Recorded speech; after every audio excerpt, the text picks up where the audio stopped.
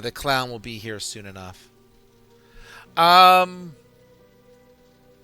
sure. Wow, I have a lot of lights on. I usually have less lights on. Sure. Let's get back to the actual. Um, let's check something. That is so wild. Okay. Oh, it's because I have it here. All right. No, I give up. I'll play with it later. Let's see. Let's see. Let's see.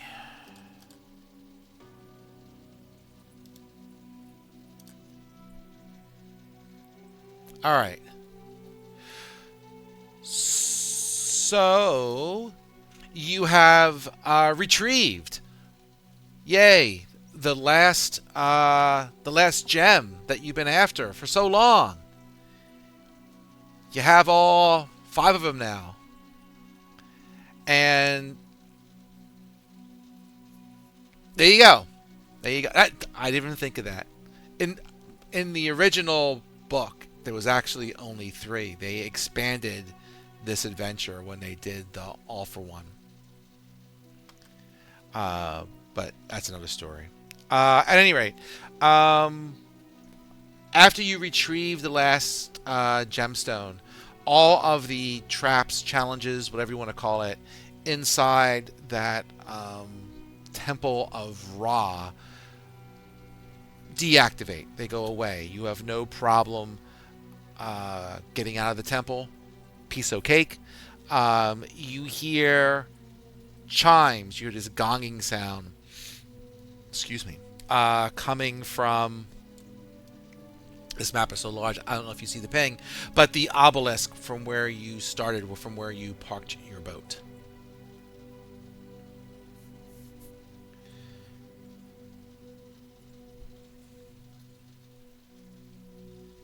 Uh, yeah, that seems to be the Captain Obvious thing to do. Yes.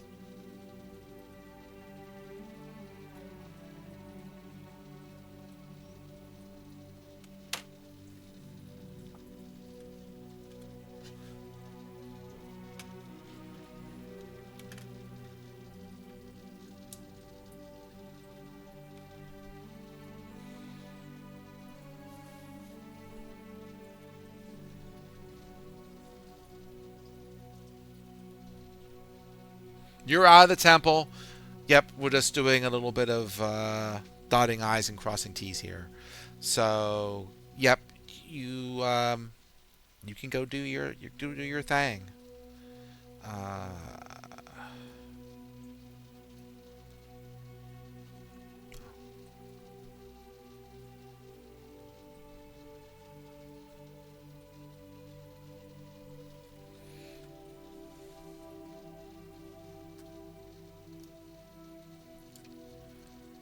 Let me very quickly just kind of.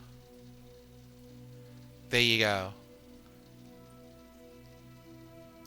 I guess not. So let's just do this. Let's give the clown access to everyone. I heard a ping. Oh, never mind. There he is. No worries, no worries. When you get a minute, you can level up your character. Do you know if you're going to do Bard or Fighter? Okay. Okay. More Bard stuff. Alright, I'll let him do that. And I'm just doing that. Alright, cool. Oh, that's weird.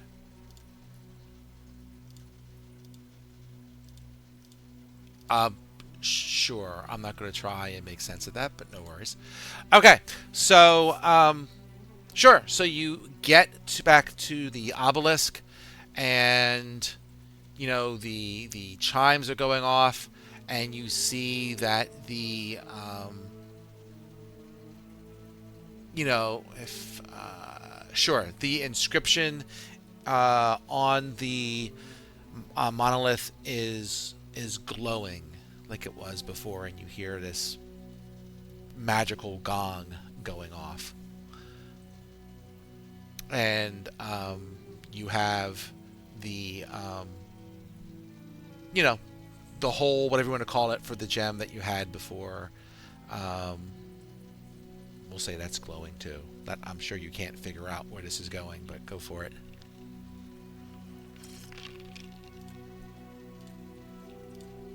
Okay.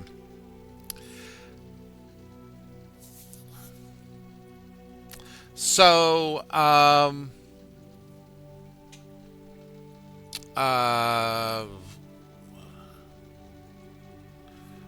if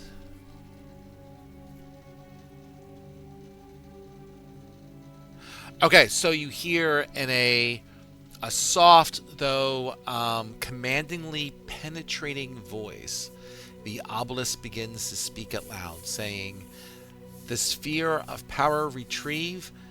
This then is destiny's decree. Doom and death with no reprieve. This is the ancient prophecy. Go ye to his mighty tomb, where sky meets shore and sky again. There sound the note, dispel the gloom, and bring the light to entrance gain." The star gem flares with a brilliance, and the voice continues. Take the gem before you. What's this? Excuse me. The gem before you takes the power to light the way to Marduk's tower, where, if survive those here assemble, all shall see their finest hour. I feel like they could have done better on that last sentence, but no worries. So they were doing the rhyme in the first part. I was expecting a second rhyme. So and the star gem, the light extinguishes and falls onto the square.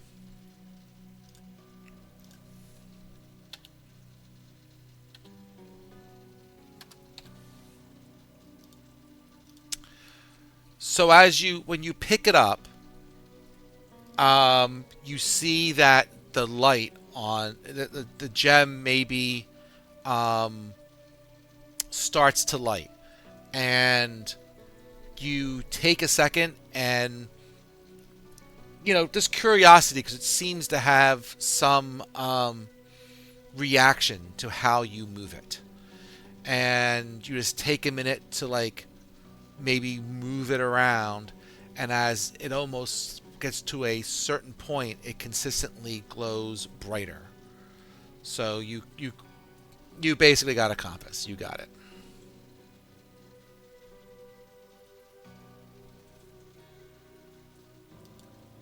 There you go. What do I do here? Oh, that's interesting.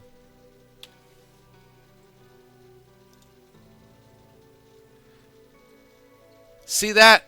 Martok thinks of everything. So, oh,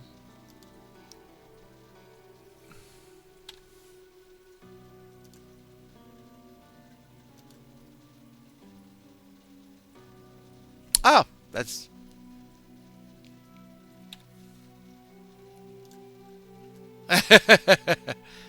the dragon appreciates it. There you go.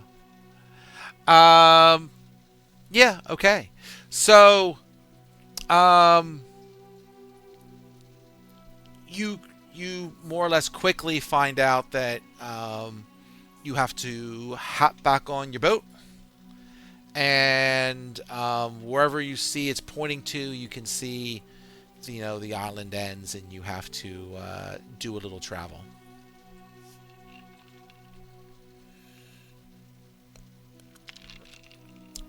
So I'm going to say you hop on your boat, and I'll say it takes you a day or so traveling north. So if everyone wants to long rest, go ahead, because some people are kind of hurt.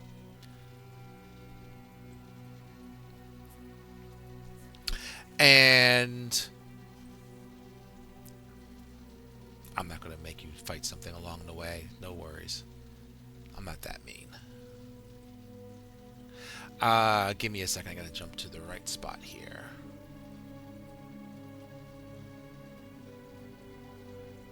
You should be total of 8. So you should be 6 and 2.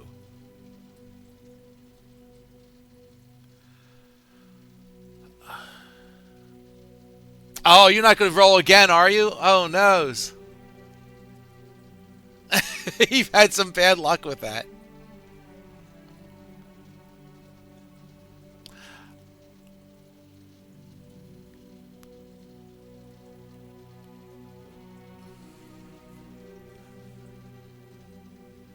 Oh, it depends what you pick.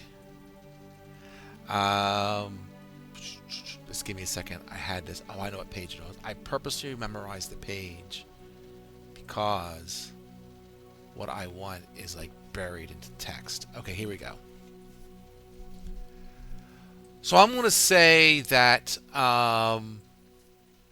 you travel for about a day or so north of here, and you come to another spot where, I mean, this doesn't look like an island. This, as far as you can tell, seems to be like one of the part of the upper northern edge of the glass lake.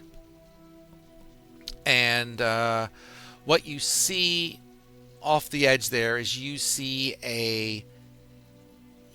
three 30-foot tall crystal spires tower above a 10-foot wide hexagon base of polished black stone.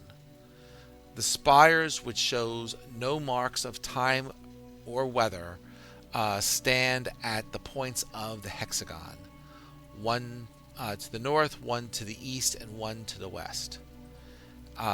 Inscriptions in the ancient alphabet have been carved into the spires, which you all can now read very easily.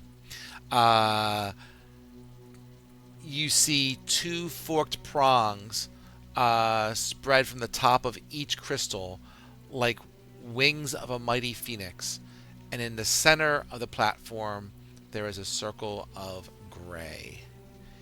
And the inscription, and I'll just cut and paste it for you. Boop. I'll read it as well, but I'll make sure you have a copy.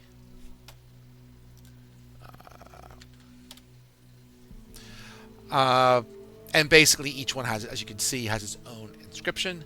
It says, "My name is Martek, and rising here before you is the tomb of my body. From here shall my sphere of power be called forth in the appointed day from beyond death, and bring salvation to the desert peoples. The mighty crystal spires rise around the entrance to my tomb. The bearers of the gems of stars must carry them to me and thereby gain their prize. Only once each day, when the crystals sound, will the way be clear. You have but to knock to enter."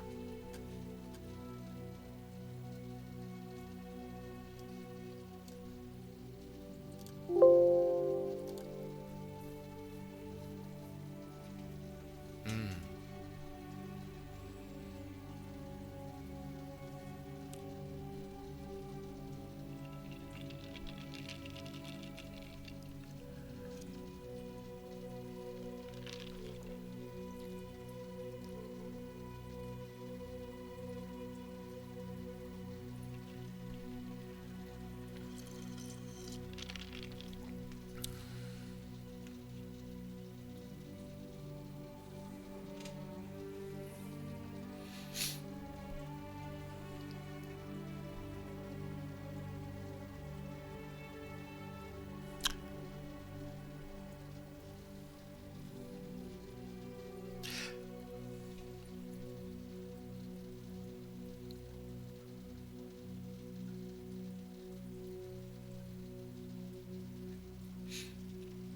I'll say that you play your tune. Well, make a performance check just for funsies.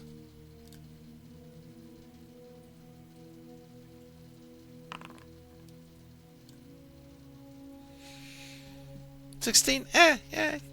So, so you're playing your instruments, and you don't seem.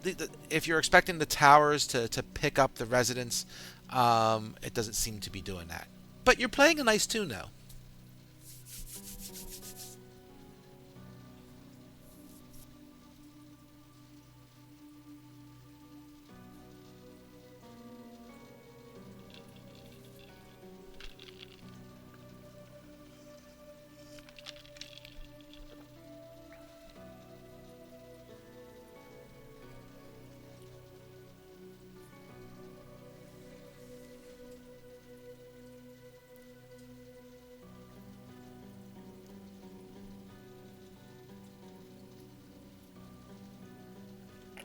You're taking two of the soul gems and knocking them together, just so I understand what you're doing.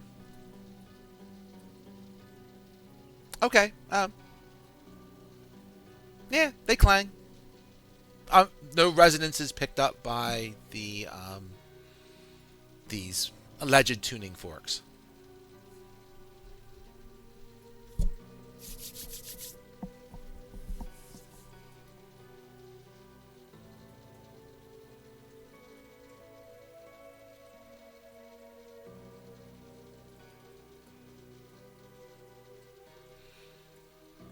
The tuning forks are on top of things. There are crystals. It's a crystal blah blah blah pillar with the tuning fork on top. Yes. Can I tell you? It's aptly described. Everyone can picture it.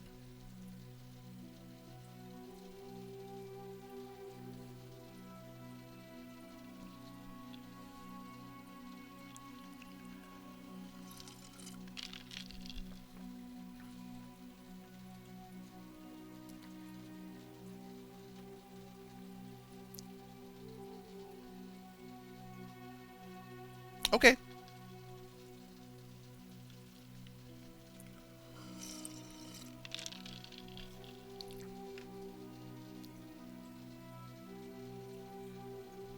Okay.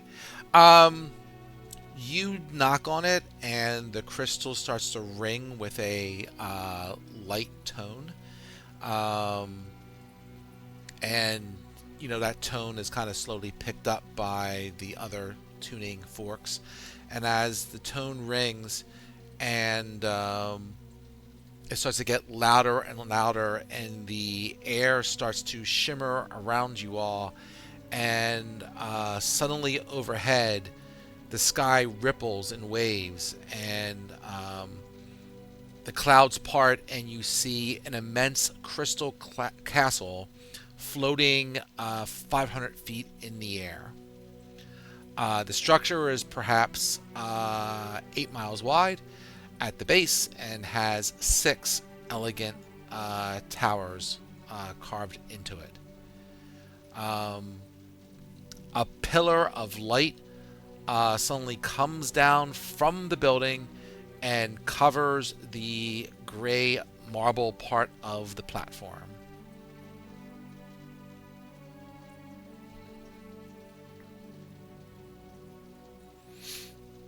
Step into the light.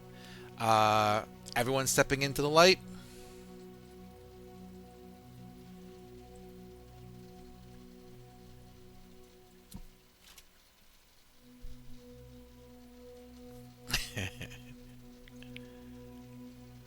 Okay.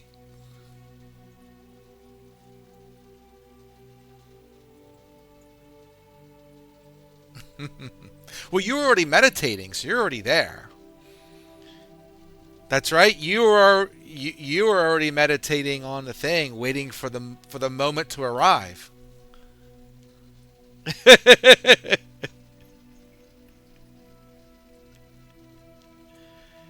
There you go. Beam me up, Scotty. There you go. Is Saf hurt, by the way? Let me just double check. He's good. Okay. So, I'm going to say that you teleport up. Um, And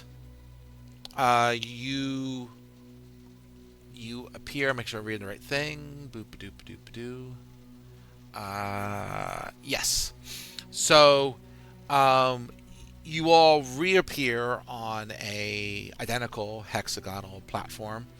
Um, Only this has six white marble pillars around it, as opposed to the three crystal ones before. Um, High overhead, you see, you have this amazing, uh, obsolete dome that's over top of you, and you you hear this loud bong. This guy really liked his chimes.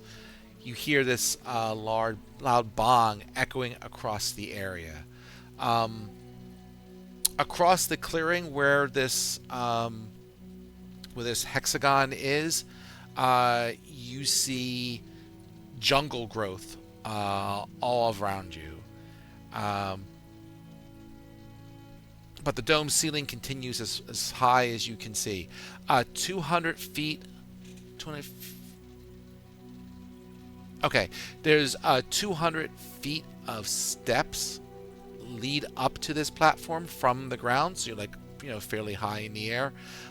Beside them, there is a river that empties into a wall. Um,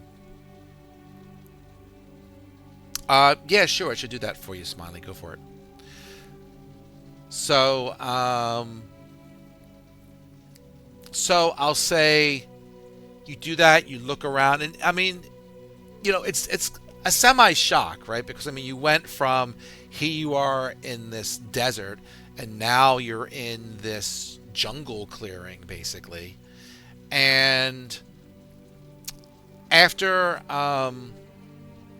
about maybe, I don't know, you know, 10 minutes, like you're looking around, you're trying to scope the place out. Maybe you start to go down some of the steps or so forth.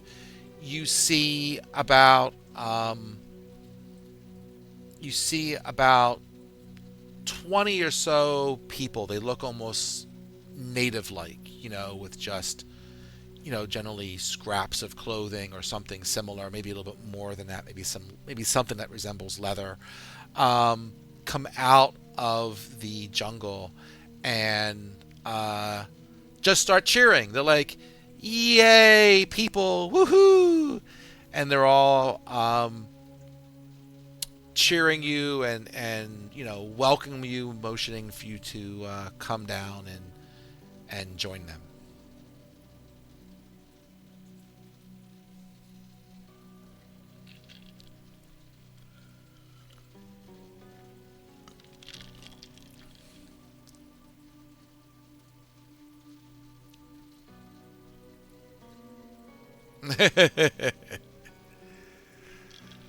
And there's one person who kind of has that leadership look of authority, and maybe he has, I don't know, a couple extra feathers in his head or extra things on his shoulders, whatever it might be, right? And he says, he's speaking common, a little bit. The common is there, but it's off, right? Like, almost like if you were to hear like old English. It's like common, but it's like a different, slightly odder dialect of common, right? But easy enough for you to understand. Maybe, not sure, right? And he's like, greetings, welcome. You know, come with us. We will have a feast in your honor. Welcome to our village. And do you go with?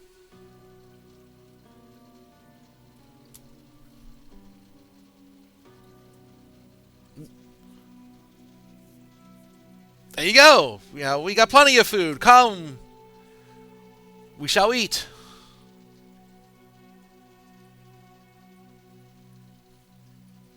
All right. So, they take you to this village. They,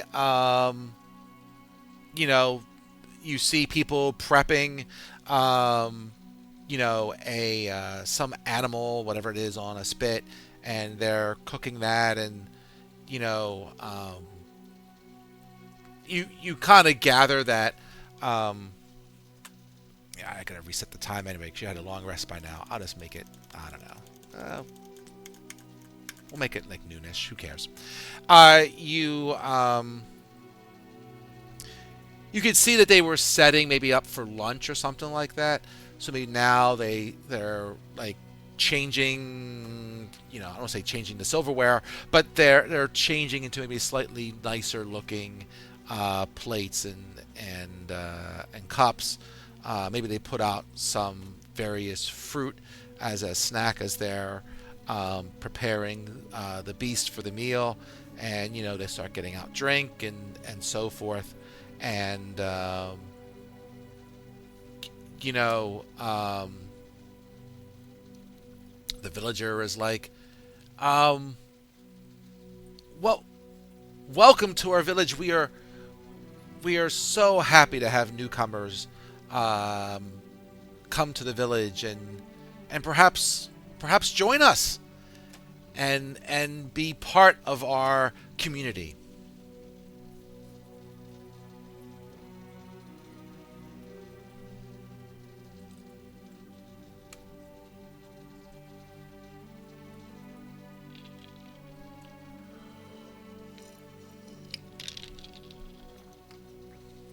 Oh, they all say that, but everybody stays because you're stuck here. This is Everyone has been here, and he kind of talks to you a little bit, and make a investigation check for those who wish to make one.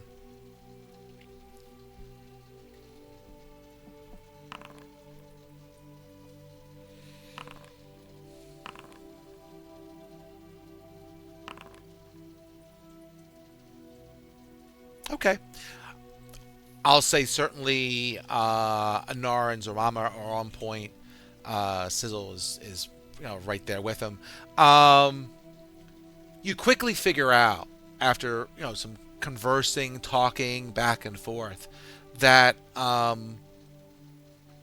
these people are basically um, descendants of prior adventurers who found their way up to this crystal castle and basically never got out of this area, right?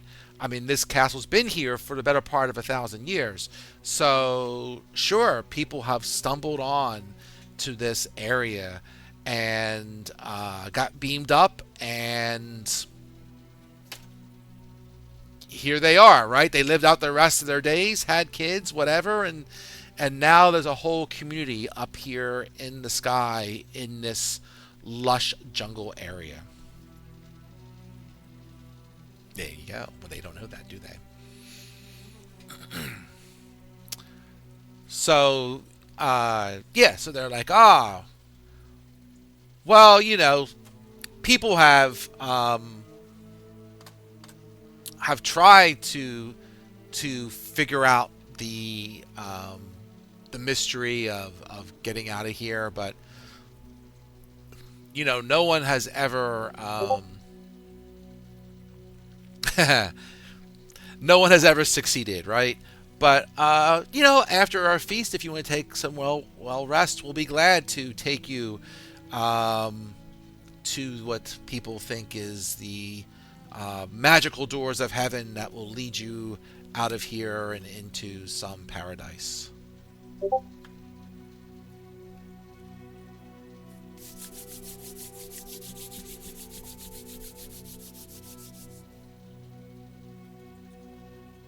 Yep, no problem.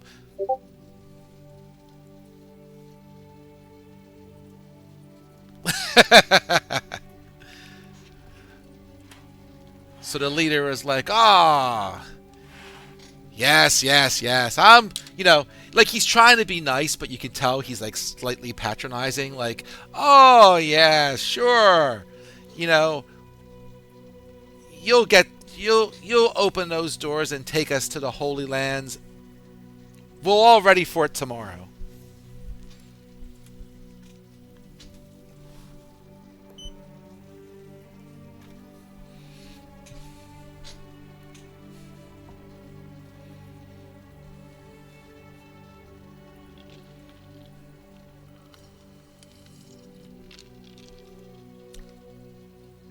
You want to try now? Sure, we'll take you there now. We got plenty of time before we're set up anyway. We'll take you.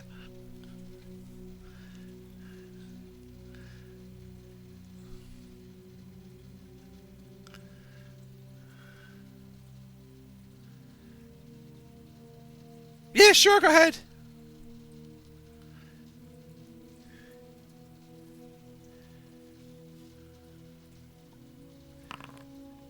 That all right, dirty 20, that works. Um he's not really trying to resist. I mean, from his point of view, he's like these guys think they're going to leave. Almost like the Mighty Python and Holy Grail. I told him we already got one. That kind of attitude. Where they're like, he's like, sure, we'll take you there. It's okay. We got hours before we get set up. No problem. He's like, follow me. So he gets, a couple of his guards, because, just in case there's some beast or you were nice, thank you. And he takes you to this area that is basically almost buried in tall grasses and brush. And there's another ancient obelisks, and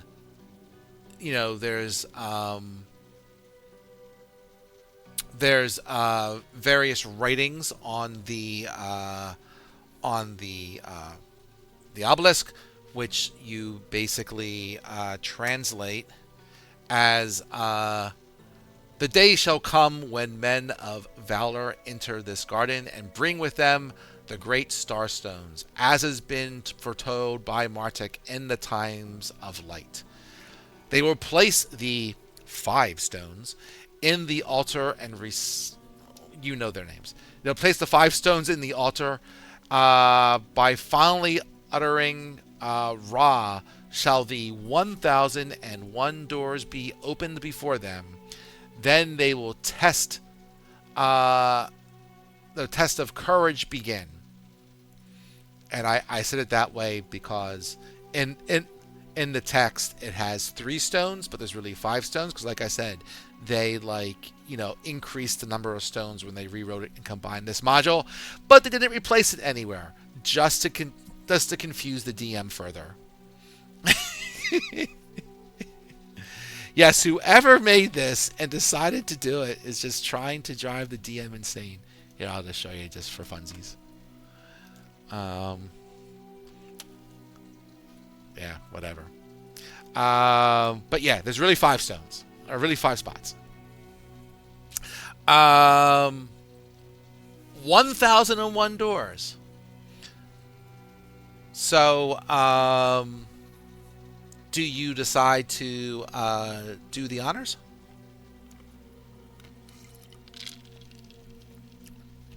He's like, no, man, I want to see this. My ancestors have been waiting for this moment for a while. Snicker, snicker.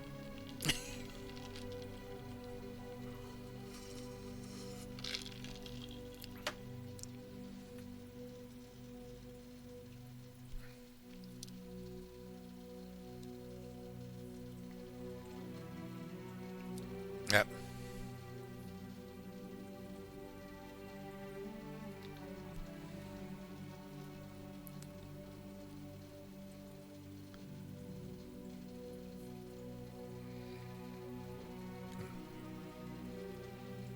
He's like, sure, I'll stand back. And he takes a few steps back. Go right ahead. And he kind of lifts something, the equivalent of a beer, right? He's just kind of having a beer while he's watching this.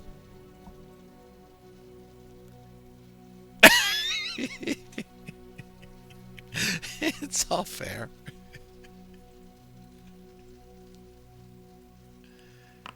Okay.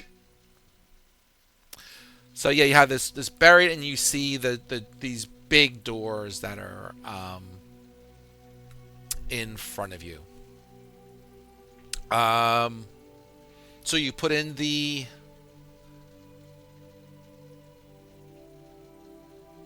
Okay. So all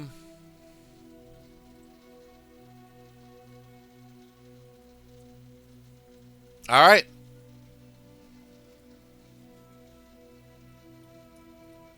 All right. All right. It sounds like we're all good. We got them all. Um,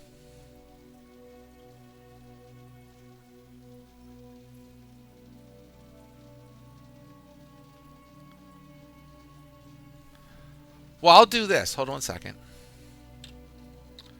Uh, okay.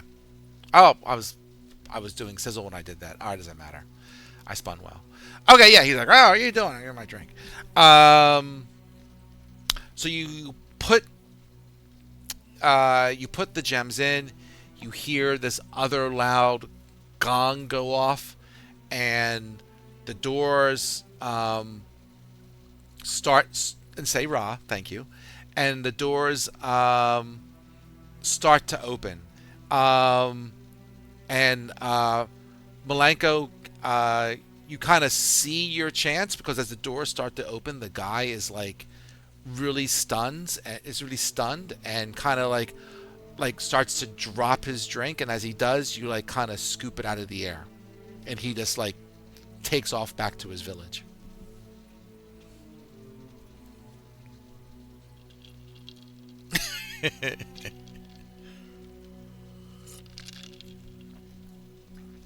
So as you look down this hall, um, you see doors open. You see a hallway. Um, the sides of the hall are made of like it says glass steel, which I've heard of, but I don't know exactly its properties. So like glass, but really hard. And you see the walls kind of light with this blue glow. The hall is 30 feet wide. It is 100 foot tall. Um, every um, yes, every 15 feet, um, there is another door which blocks you, and that door opens, and they open and they open, and you just see this long hallway as far as you can see, with doors just kind of opening up in front of you.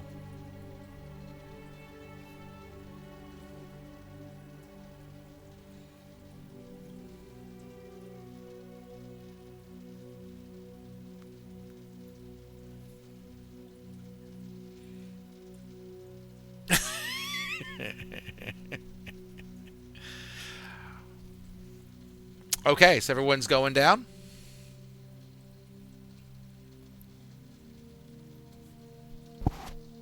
Yeah, you look behind, you see the jungle, and you know, slowly you hear like this commotion of your the previous leader, kind of as he runs down, you know, shouting all kinds of craziness. Um, sure. Now I didn't do the math on this, and because I didn't realize it beforehand. But as a math major, now I'm curious.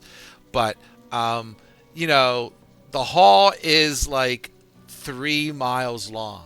So 3 miles later, and if there's 1,001 doors every 15 feet, I'm kind of wondering if that really does equal 5,280 feet times 3 miles divided by 15 to see if the numbers match up.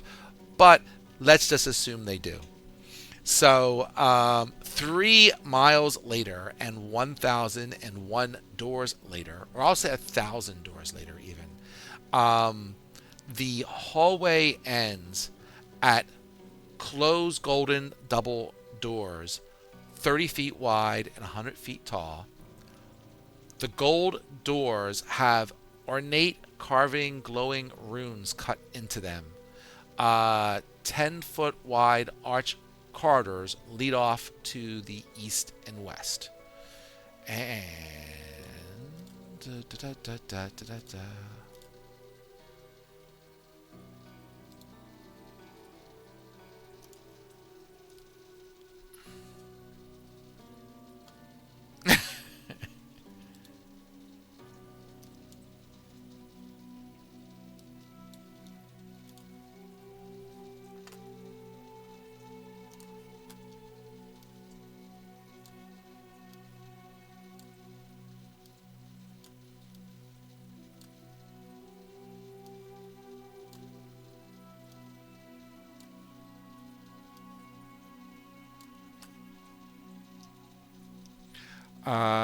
Make sure I got everyone right. That looks good.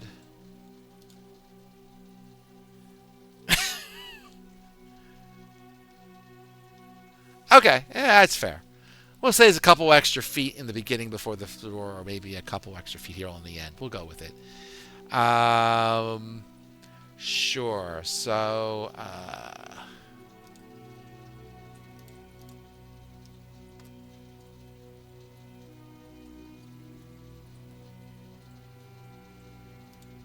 okay.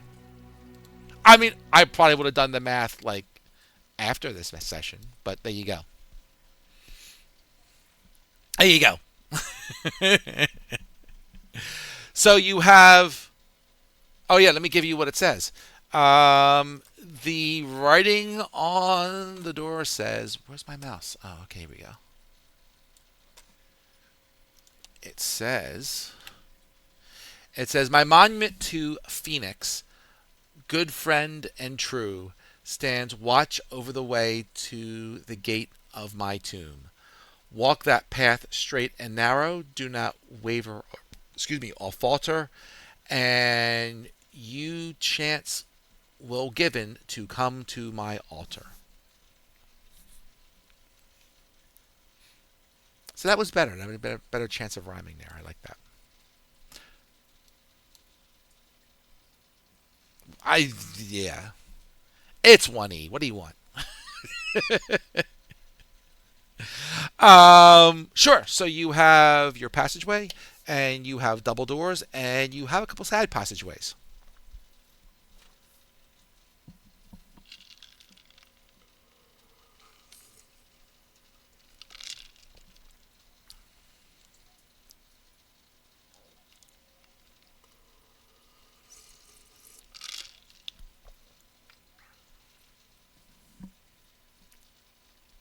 All right, we're all good.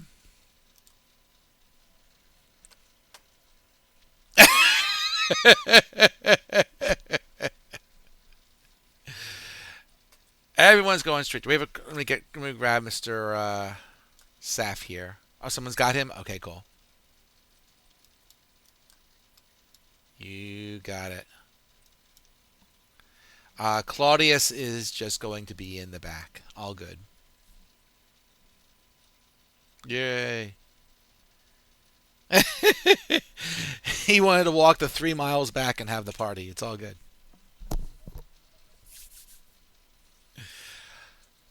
All right. So, yeah, go ahead. Open the doors.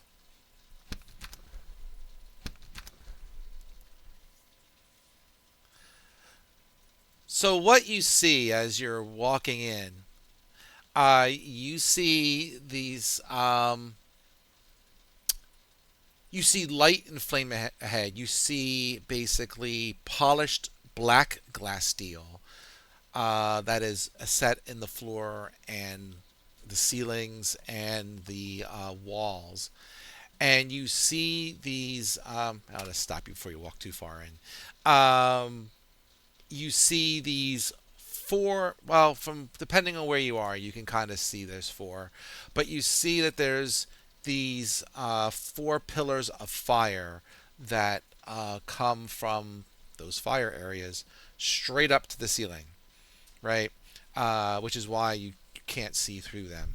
Um, you see a bunch of smoke and ash that are up on the ceiling. You see that uh, to the in the center there is a 30-foot diameter platform uh, that is a blue uh, a it's blue in color and a blue crystal disc in its center. Um, you also kind of see some pathways, kind of depending on where you are, that seem to lead in different directions. On the opposite side of the room, you see some other double doors on the far side. And coalescing out of the smoke are these black phoenixes that appear. And they kind of squawk at you, and why don't we just do some initiative spinning?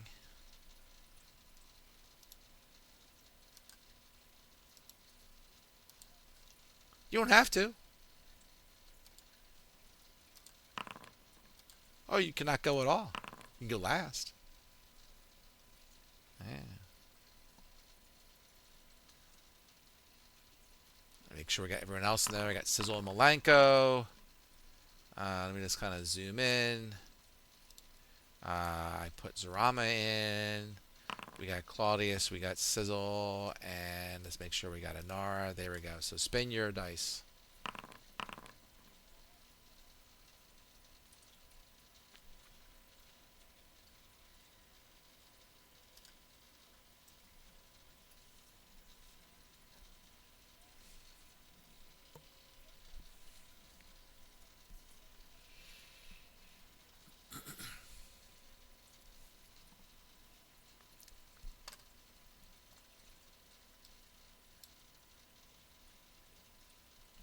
Oh, how much you got to add?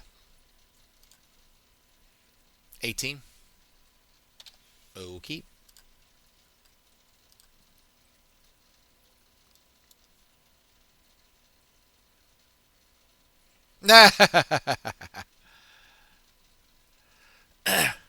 So,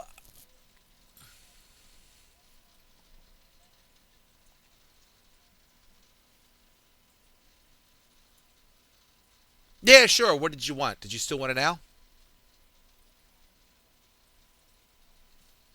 Okay. Yeah, you got it now. Everyone plop them on there. I think you still have control of them. You can check. No, he's a new owl. 1 second. All right, well, let me delete him and make sure you got control of it. Configure ownership. Yeah, it says Smiley's the owner. Interesting. Maybe I do it to the individual owl. Let's see. Oh, we're paused. That would do it. Thank you. Now we should be good. Sorry about DM fail. So let's go back. So this Phoenix here is just going to. He's still. I'll say these guys are say 40 feet in the air. Let's put some 40s on them. Wow. There we go. And he's just going to fly there, and he gives a very loud squawk at you folks as he is standing or flying where he's flying. And Anara, you are up.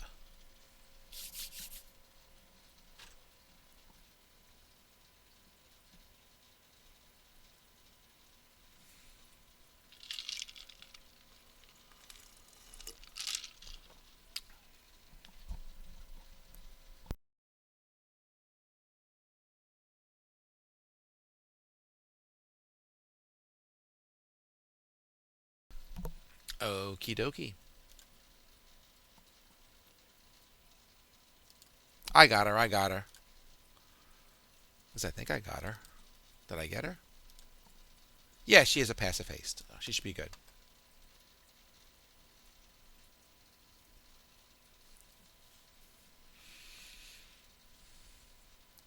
All right. All right. Sure. So with that, the other Phoenix will fly to like maybe about here with his brother or sister Phoenix and is kind of hanging out there for now. And Mr. Sizzle, what do you want to do?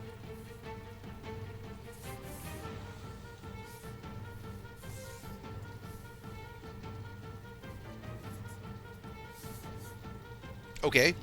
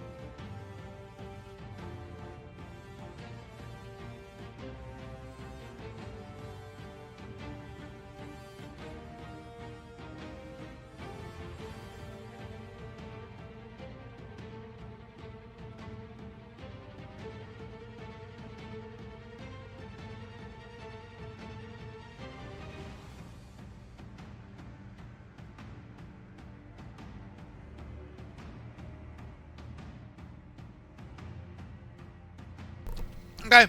Malenko. That's fair. Malenko, what's up?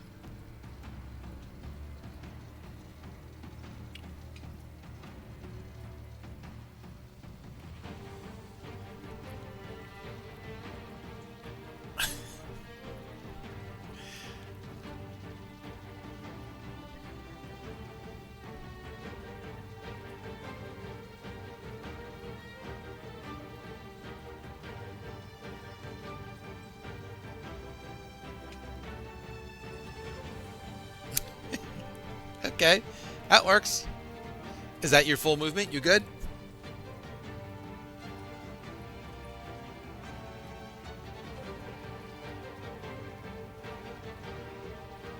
I mean, you could double move if you're not doing anything with your action. I mean, you can double move. That's up to you. Okay. All right.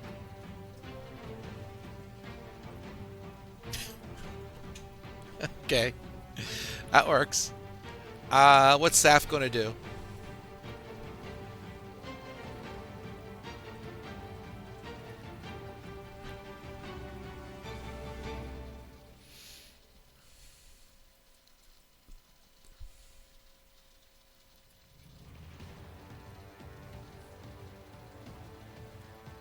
There you go.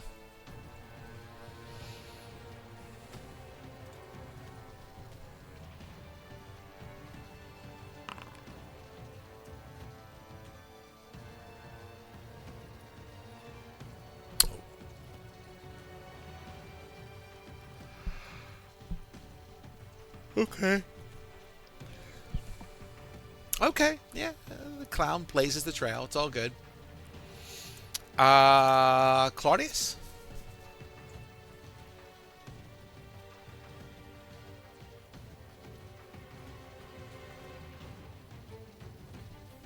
Okay.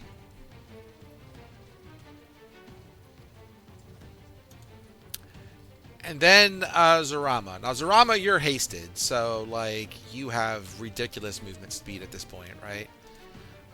What does she have? She walks 60, right? So she could move like 120 if she double moved.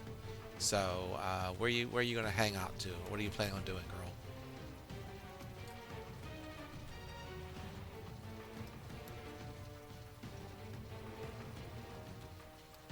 Double move.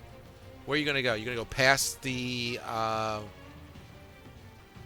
why don't you at least get to the center for a second if you're gonna move there? See how far that is, and take a 2-second break.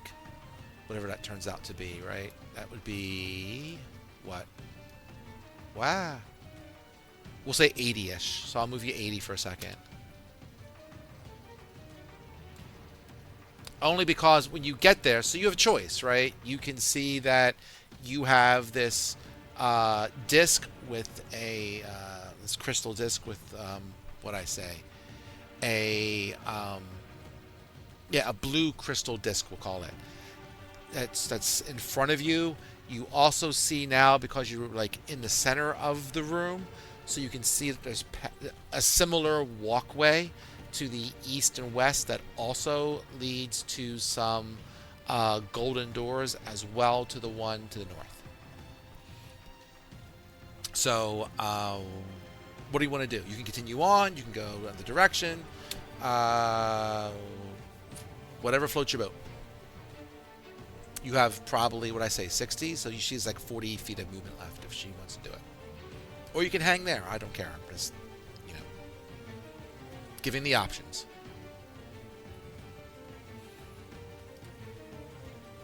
Stop there? You can stop there. All good. So that brings us back to the Phoenix. So that's this Phoenix. Okay.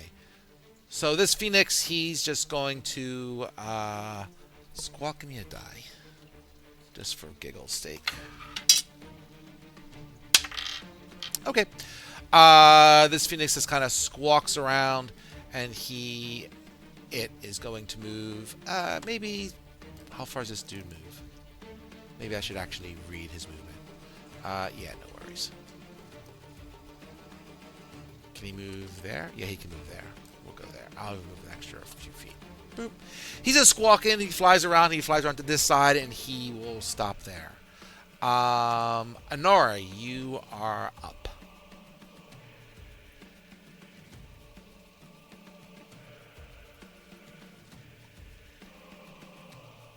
Go for it.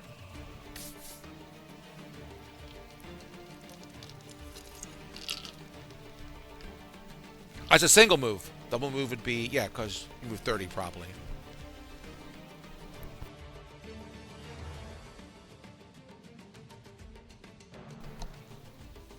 That's fine. And you're going to stop there. The other Phoenix. This one is going to be squawking along, and it will fly. We'll say to somewhere over there. Making all kinds of Phoenix-y sounds. Sizzle, you are up.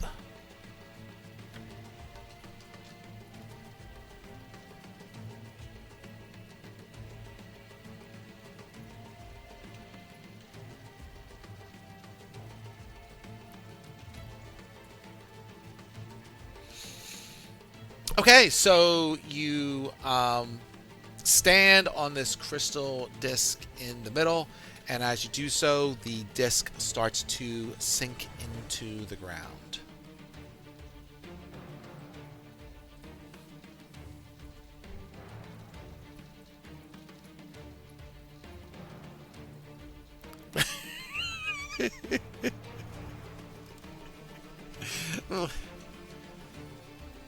Blanco, you are up.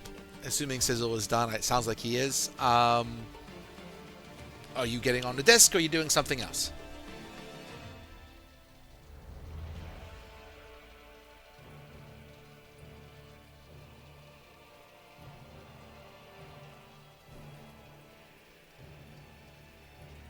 Okay. So it is Saf's turn. Saf can move. He can move 50. 50, so he can move 100. Yeah, he can easily make the disc if that's what you want him to do. If you want him to do something else, that's fine too. Okay.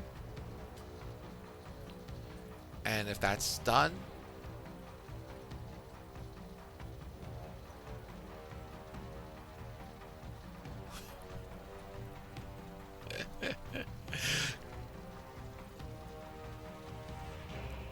Claudius, you're up to bat.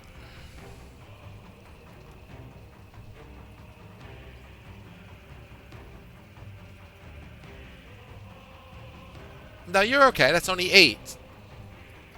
Oh, okay. All right. Zarama,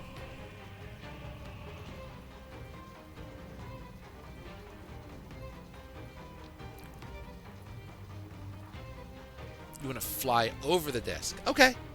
That's fine. So I'll say that. I'm gonna zoom in here.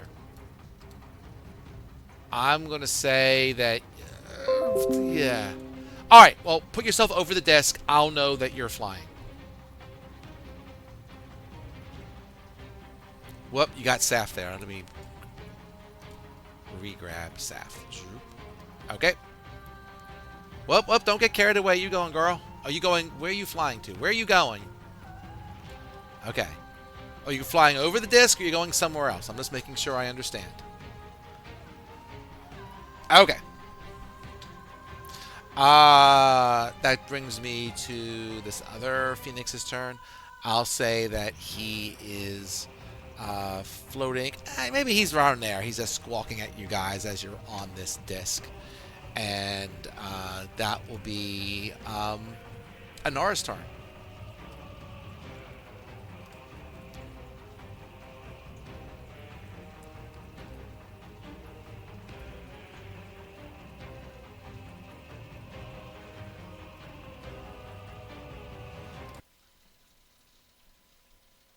Okay. The disc, you're all standing on the disc. Yeah, the owl. Grab the owl to make it more convenient for me. Grab your owl. So the disc moves at like a little faster than walking speed. Um, you does it say how far you go? It's a smooth shaft. I'll say you go down a good 100 feet, give or take. Um, and as you do so, the shaft suddenly opens up um, in the ceiling of an amazingly large room. Uh, this is a cathedral of crystal that is brilliantly lit from within.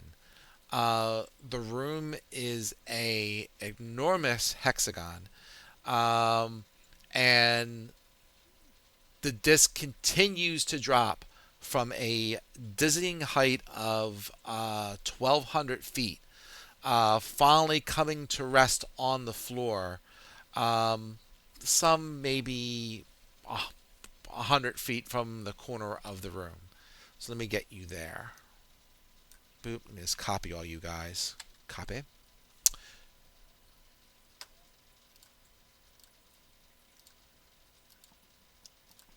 Who knows? Oh, that's true. I do. I can't argue that fact. You are correct.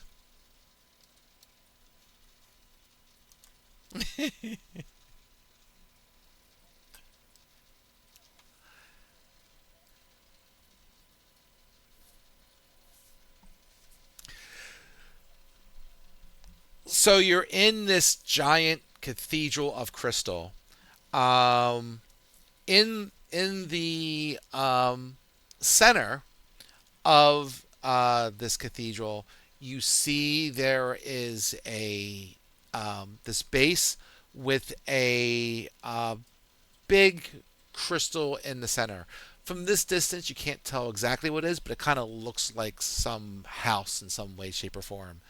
Uh, Going around that, you see, what looks like to be a number of portals, all kind of in lines going in different directions from the center. There's basically a sequence of a portal, a crystal, and another portal. Some of them are in like a red light, and some of them are in a green light. There you go.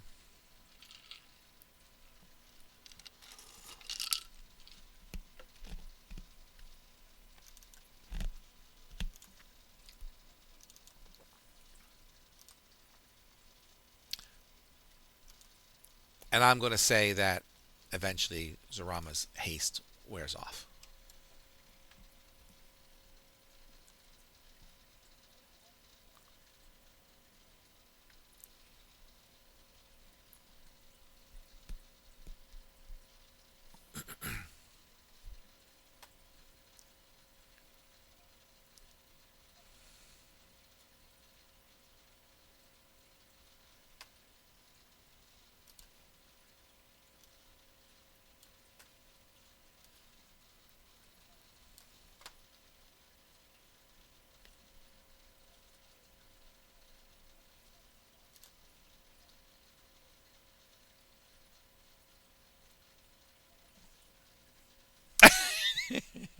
Okay.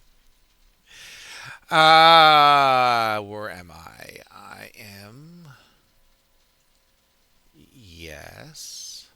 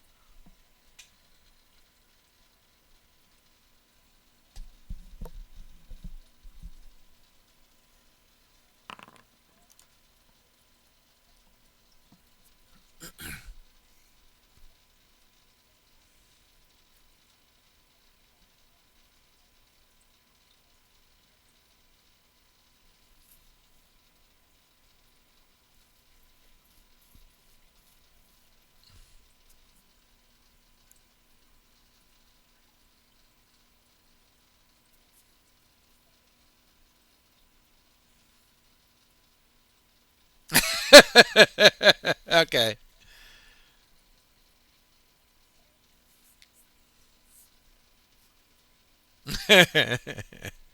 Yeah, that's fair.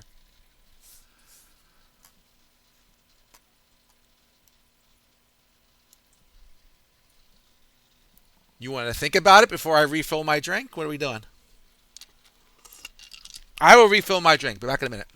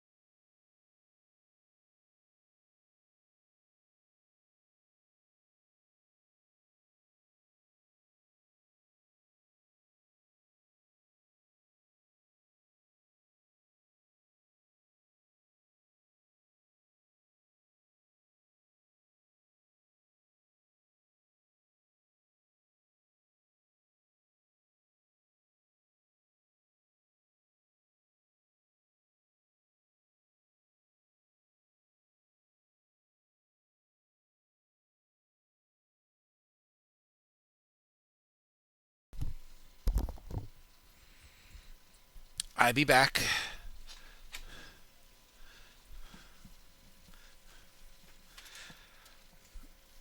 So, what do you want to check out?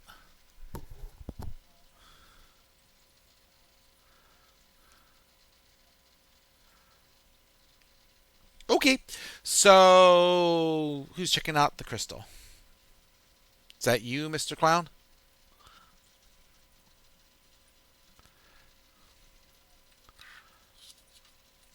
Sure.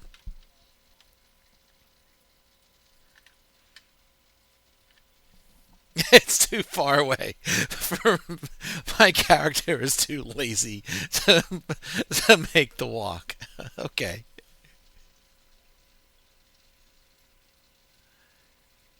I know I was my.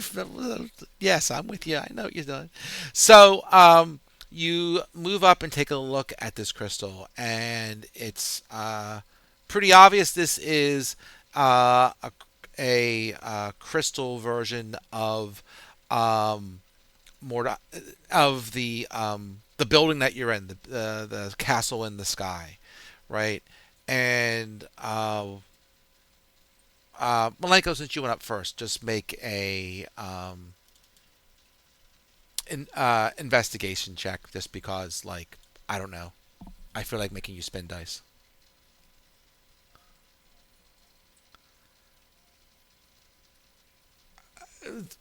Nah, not this time. Just give me the investigation check. 13. Yeah, I was looking for something that was, like, not low.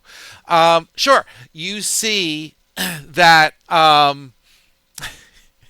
Well, you're the one who said you were going up there first, so I picked on you. So,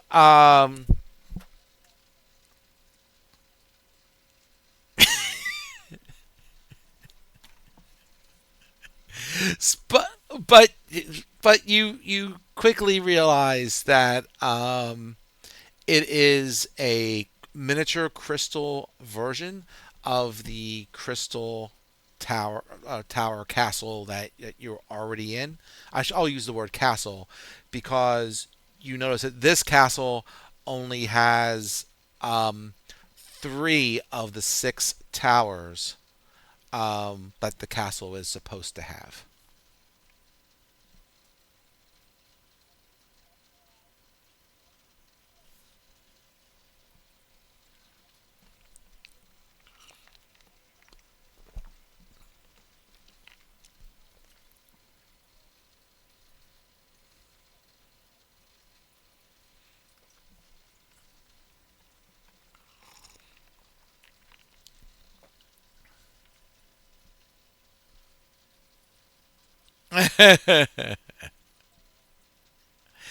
And I'll add this real quick that um, that the as you kind of walk through and take a look here, you can see more plainly now that you're more in the center of the room that the inner portals are, we'll say, they're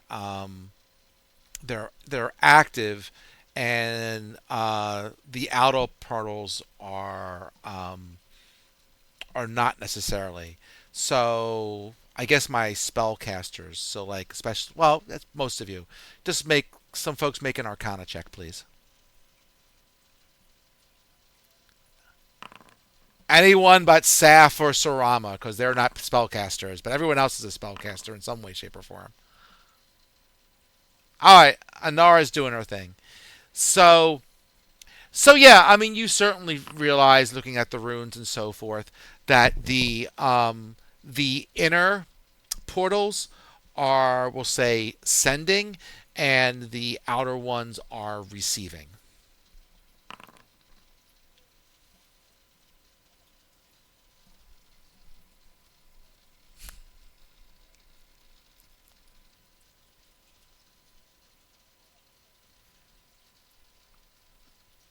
That's all right. Claudius hasn't yet to explain his -1, so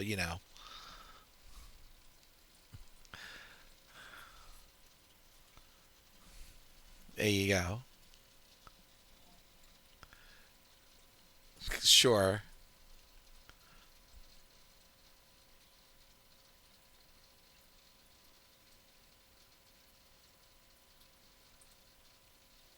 It's just blank. You don't see through them. No.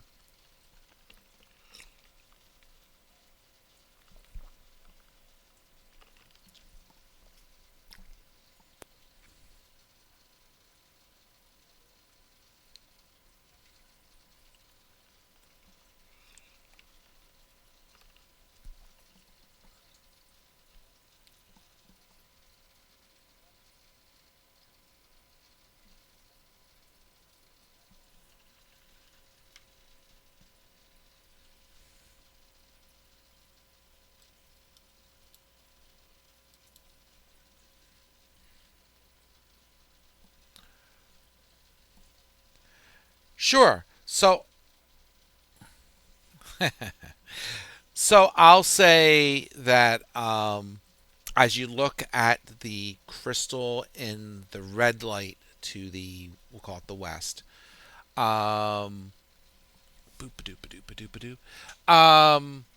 You, I'm just taking a look here, right? You see that crystal. You look inside. It just looks like dark and cloudy inside. You know, um, yeah. You really don't see. You can't see anything. It just looks like a bunch of nothing. Um, when you look at the crystal on the, we'll call it the northwest side there. So let's see. That looks like you see a platform of, what does it say? I'm sorry. Okay, I'm gonna. You're going to see an an island that floats in the center of like um a black abyss with a whirlpool swirling around it. The island itself does not seem to be affected by this black whirlpool at all. And in the center of this island, you see um, a crystal that looks like one of the crystals that belongs in the crystal building in your room, right in the center of this room. So you see a piece of that building, on that island.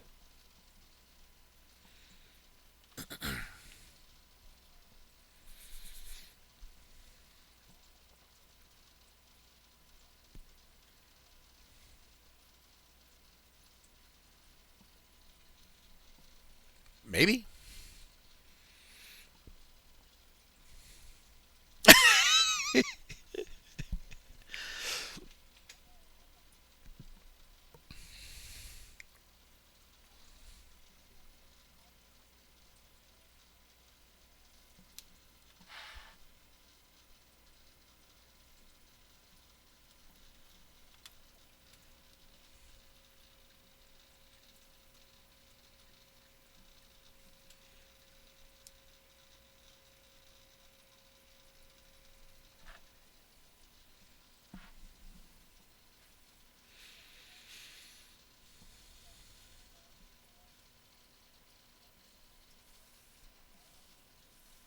Uh,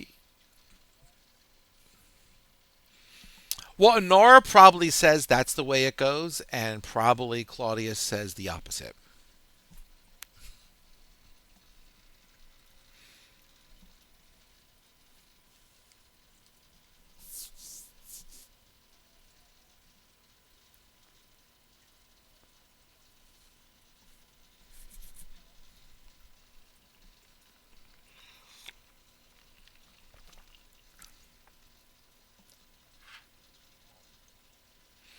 All right.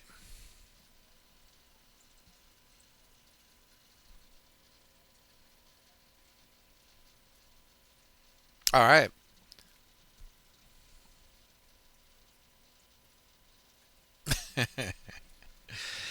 All right. So Malenko, he steps through. Um, what are the rest of you doing? Okay.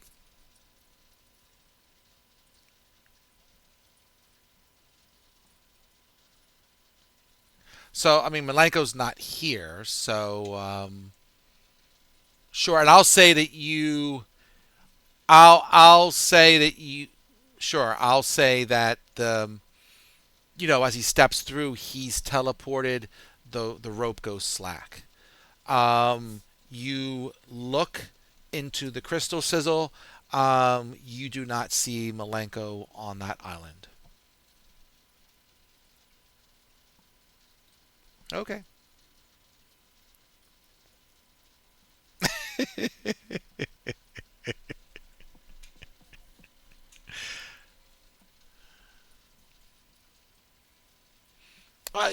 me get the rope back. You have the rope.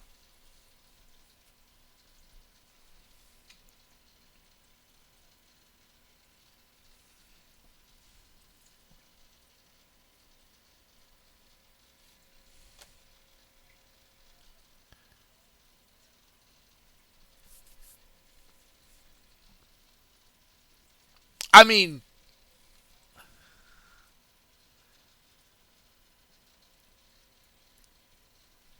I'll be happy to go into the other chat room with you for a couple seconds and tell you what happens, but I'm waiting to see if people are going to follow to see what happens to you or if they're going to go do something else.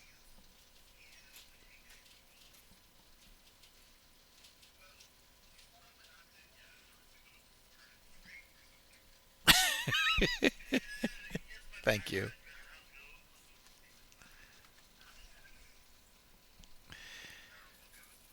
All right. So some people are going. Everyone's going, yes? My wife says she's going.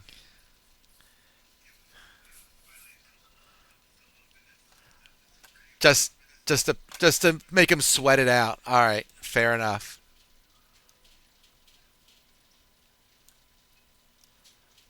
I think I still have you all on my copy paste, but I'll copy you all again. Hold on one second. Uh, Copy.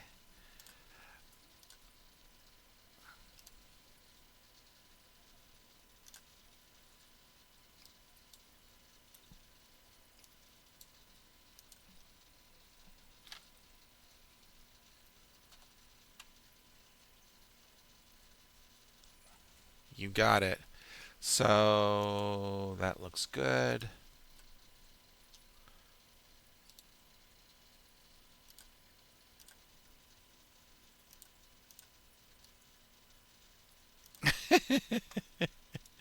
Sure.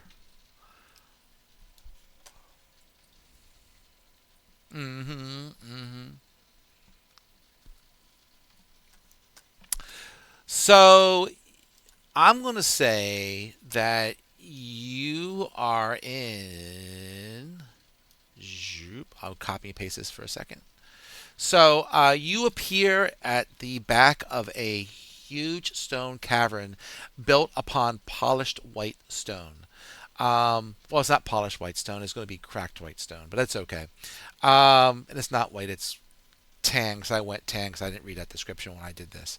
The walls stretching into the distance are lined with glowing lights that kind of light the way. Um, there is some trees and shrubbery behind you that's kind of sitting there around these couple of statues. You see these two stone figures. One is labeled time, and the other one is labeled space. Between them, there is, of course, a carving, which you can translate easy enough, that says, Beyond the knowledge of mortal man, guardians of the worlds stand guard. They look towards the crystal minaret and watch that path so hard. Beyond the end of space and time, beyond all magic's sphere, where all the world breaks down and chaos does appear. Uh, the crystal minaret, awaits that valiant day when men shall walk the paths of oblivion and take the key so far away. And paste. And you are in this hallway that just seems to you know go. I'll say for right now it goes off um, for as far as the eye can see because I don't know. They really like long distance hallways here.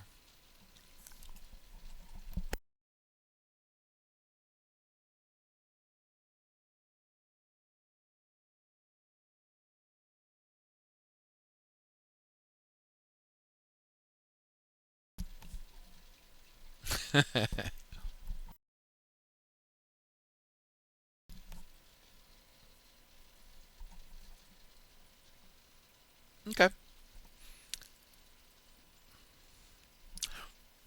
They are just looking down this long corridor.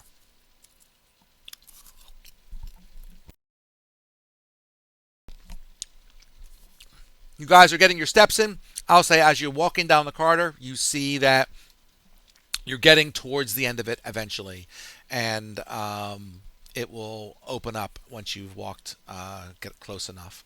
Because I'm playing with a special effect that that can do. Yeah, 1001 doors. You're getting all your stuff today. Ooh, ah, yes.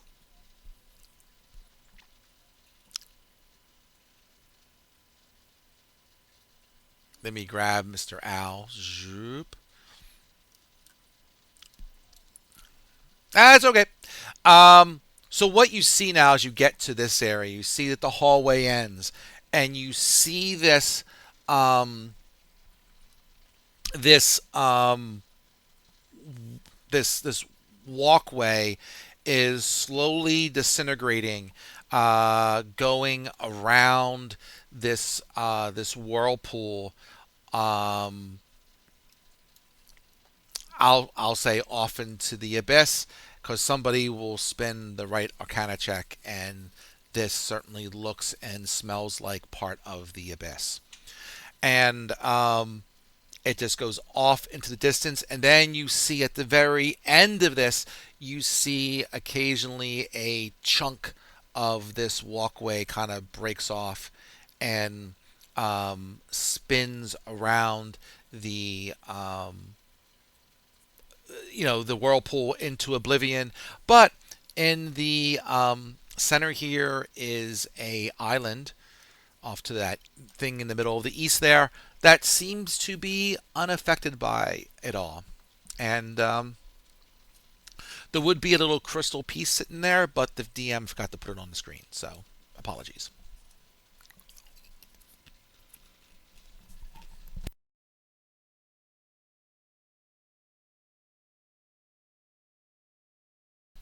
Right here is where the crystal is. Like, let me use my tracker. Like, whoa, over here. That island seems unaffected by the turbulence going on around it.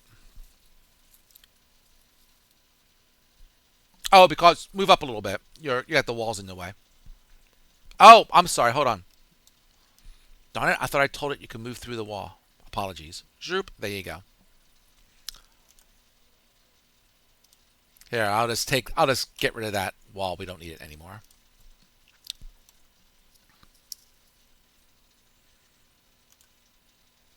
So now you got the full ooh and ah effect.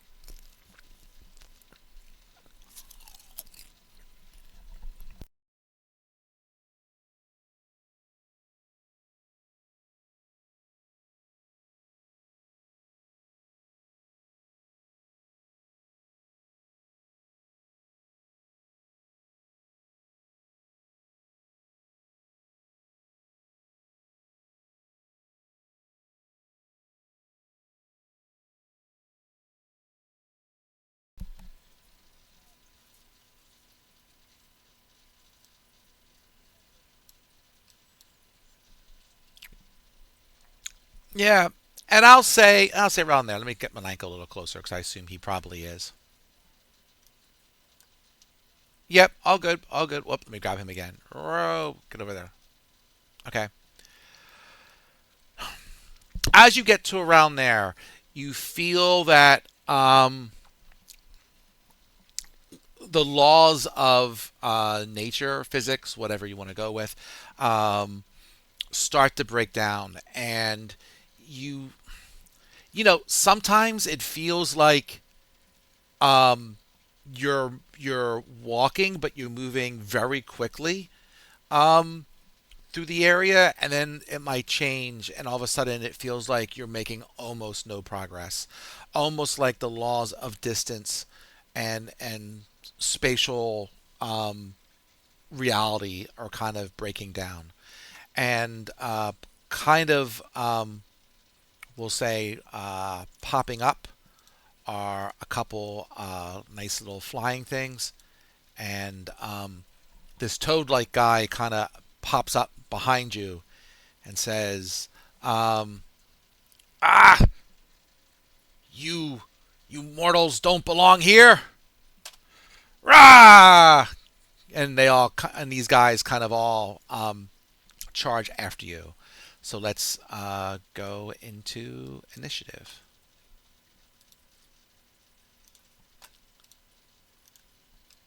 So I'm going to say, like, right now, um, I'm going to say space is normal, but as we go through various combat rounds, that might change.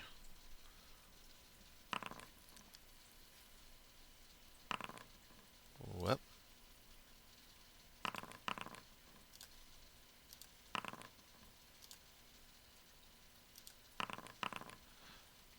And there you go. So let me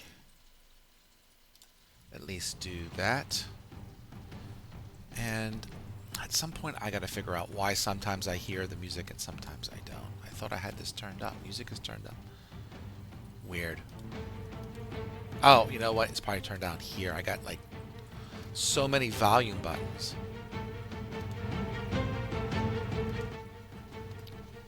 I tell you, screw it. All right. So leading off is never mind. Anar with her like, did you get all your bonuses there, girl?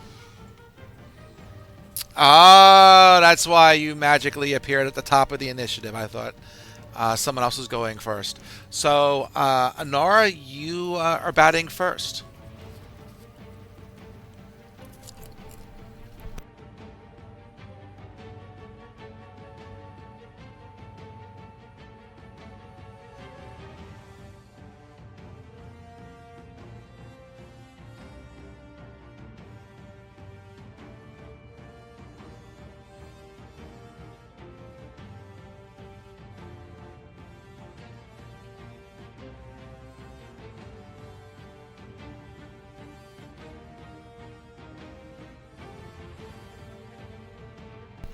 Okay. Cast your spell.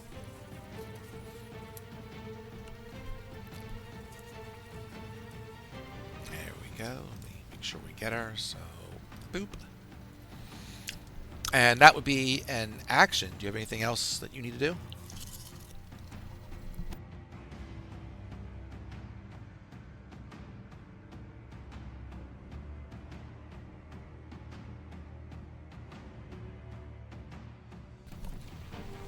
You gonna?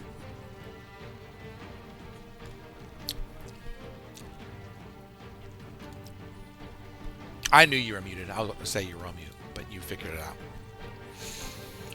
All right. So with that, it will be the froggy's turn. So let me see what we're going to do here. Sure. So, yep. So, Mr. Frog, let's see. Sure.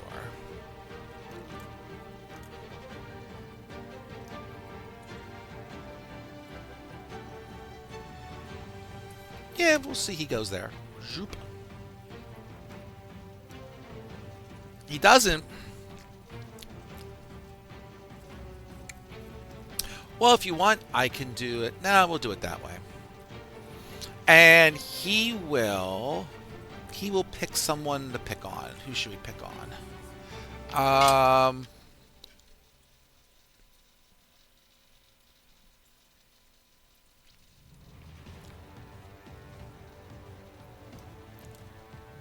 Ooh, is it that sexy?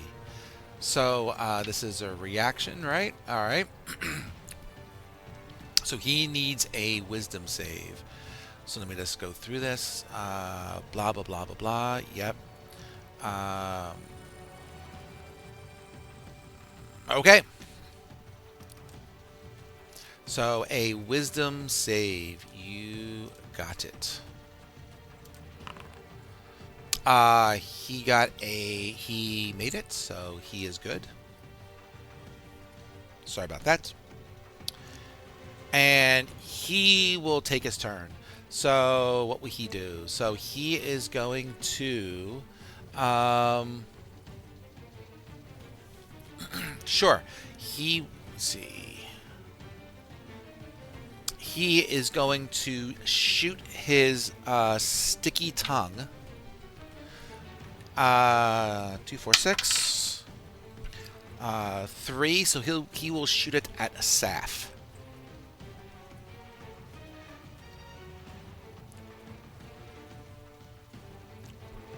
Well, he's got to hit him first. So give me 1 second. Let's see how that goes. So he missed his sticky tongue attack against Saf, so it doesn't really matter. And now he has to make a choice. So we'll say, sure. Yep, he's going for the clown. Since he tried to spell him and I spun well. Sure, sorry. So he will make a bite and 2 claw attacks. So let's do a bite attack. And that's a hit on the bite. That will be a miss on the claw, and that will be a crit on the claw.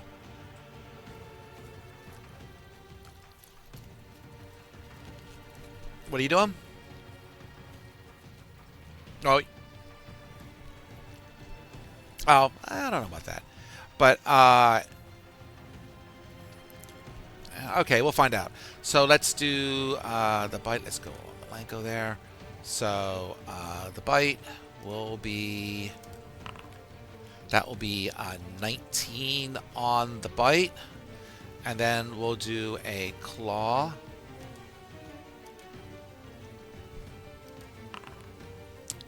Whoa, what? All right, wait. I got to see what happened there. No, that is correct because that was a crit. Yep.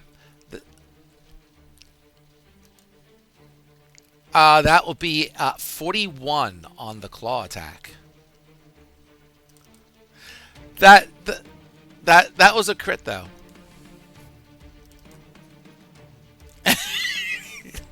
Sorry. But it's your turn now, Malenko. You're up to bat.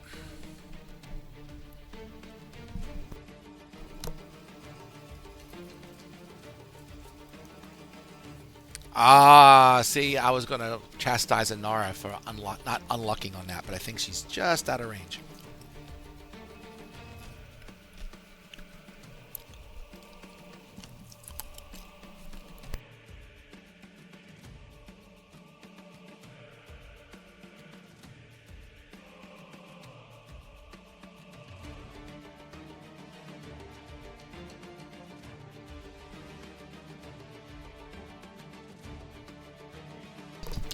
Oh, on a side note there, Malenko, can you make for me a Constitution save, please?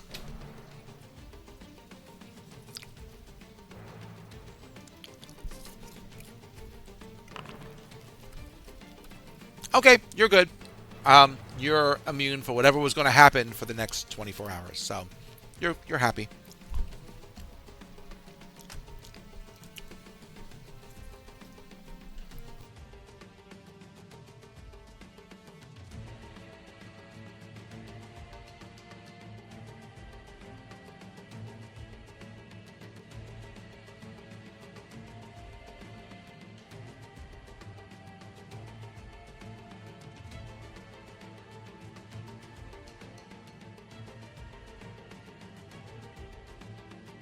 Well, you have it back now for the future, so you're good. So last stand. Oh yeah.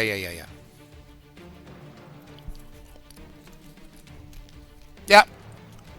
Malenko is going into turtle mode. So that is your action.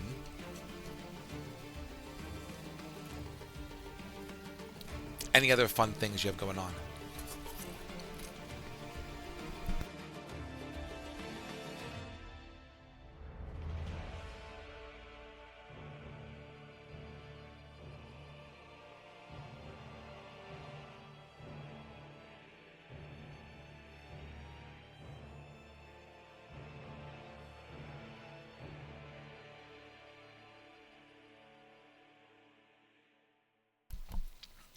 That's it? Okay. So you are dodging. Um, Mr. Sizzle, can you please make for me a Constitution saving throw because um, this frog stinks.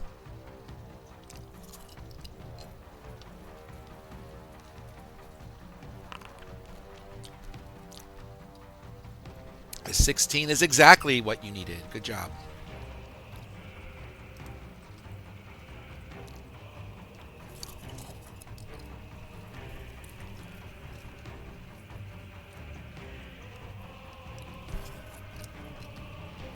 Okay.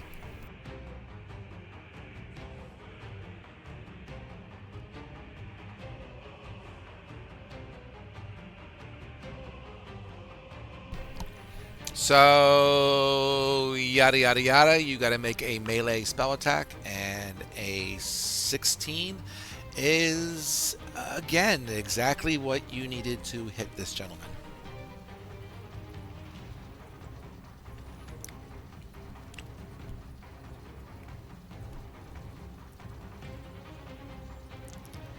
Okay.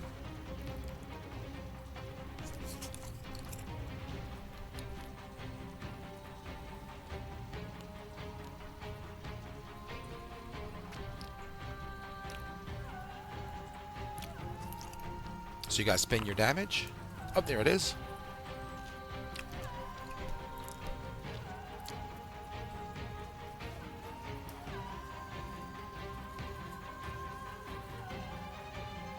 Any of your specials? Check it out.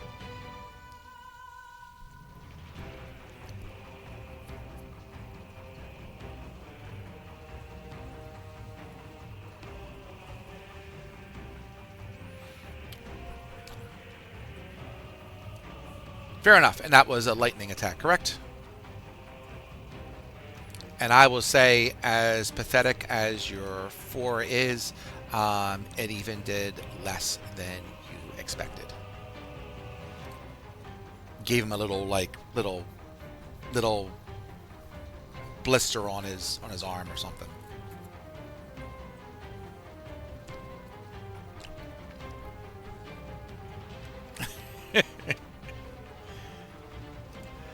And if, go ahead.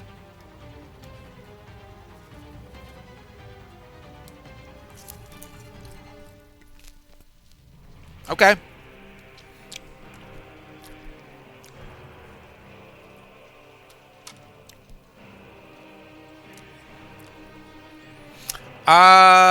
Sure.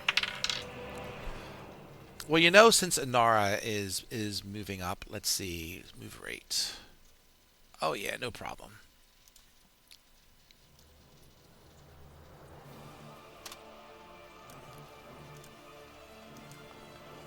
He's just flying in to say hi.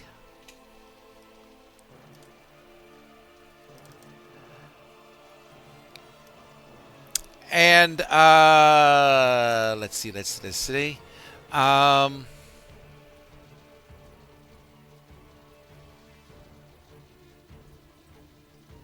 um,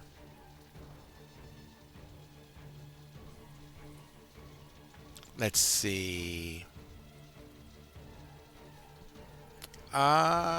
Okay. So let's go with. He's happy about that right now. He's going for his attack. He's just going to make a beak attack and 2 talon attacks. Yeah.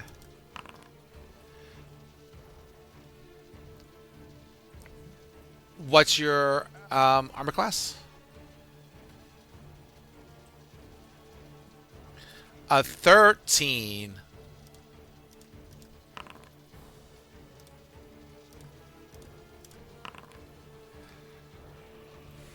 Uh, I'll do the beak first. So the beak hits. Do you want to unlock the beak, or you want to see what happens with the sharpie claws?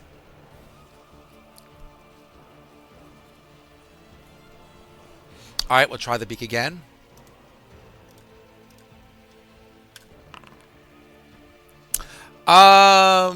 It so what does unlock say when you spell it? Let's see.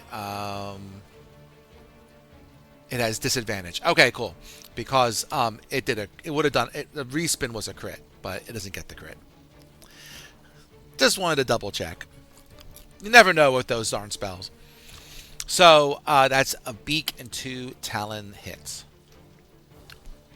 So let's see what we get. So boop. That will be a 8 on the beak attack. And let's do some talons. So, ooh, that will be 11 and 22.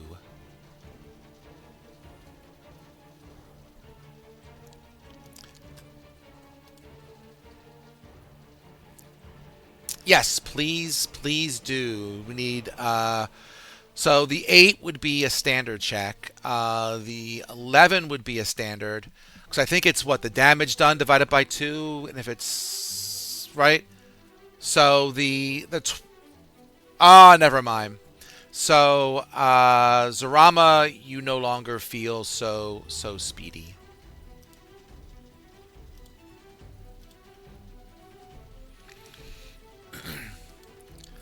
But that's the end of its turn. So that will bring us to Saf, who says something appropriately barbaric and is going to do something. What is he going to do?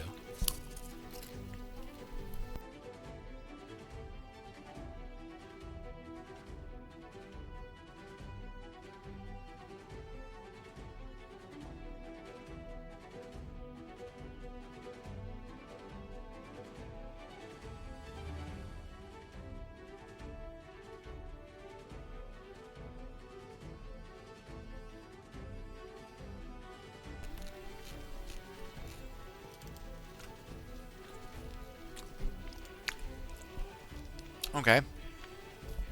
And you know what? Just for shits and giggles, he can pick it later, but let me at least level him up. Just for the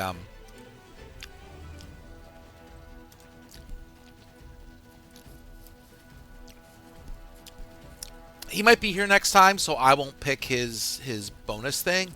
But at least now he has 103 hit points. And we should long rest him because I don't see him as long rested. So let's do that. And then he can use a rage. And then if someone wants to spin for him, that's fine. Go for it. He does have. All right, go get him. Mm-hmm.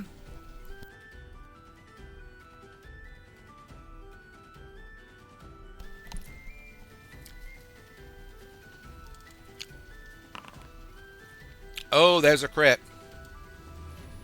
Which means he gets another attack. So.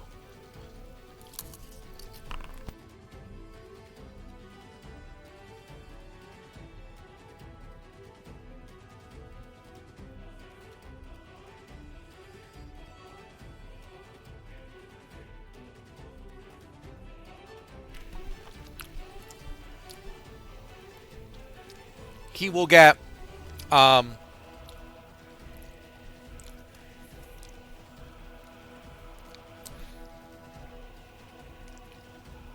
He uses bonus action to rage, correct. So he uses bonus action to rage. He gets his normal 2 attacks per turn, but then he gets a 3rd attack. Thank you. All right. So that's 2 crits. So he gets yet another attack. So far he has hit 3 times with 2 crits. Give him another attack.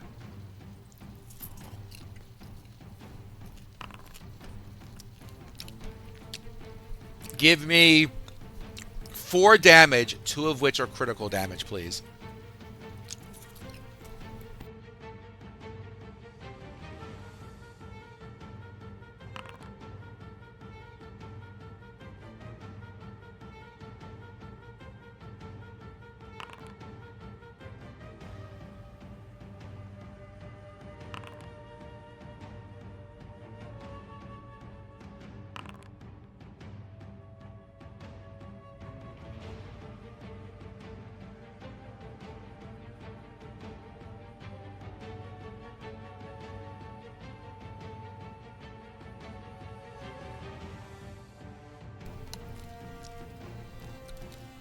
Okay. Oh, he's hurt. He is injured yellow, it looks like. So that hurt.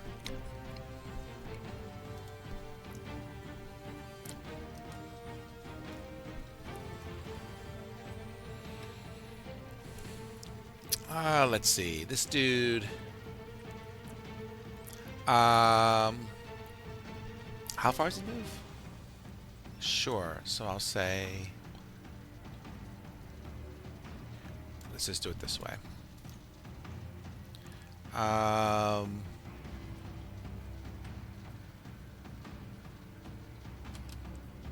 let's move him right there.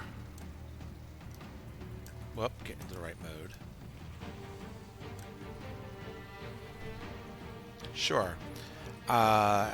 He gets to pick still one. Where's my dice so I can spin randomly, damn it?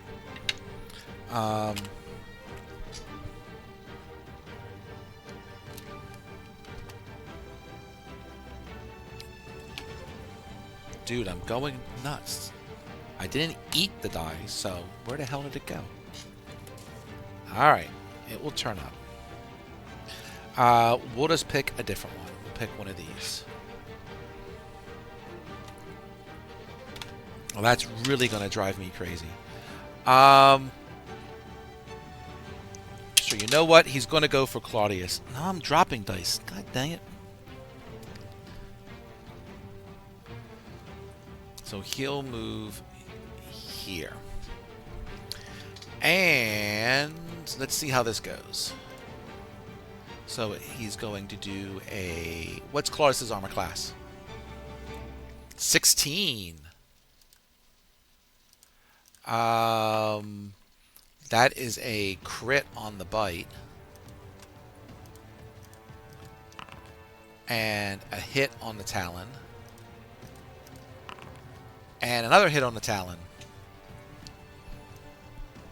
This is a lot of craziness going on here. Yeah, I guess so.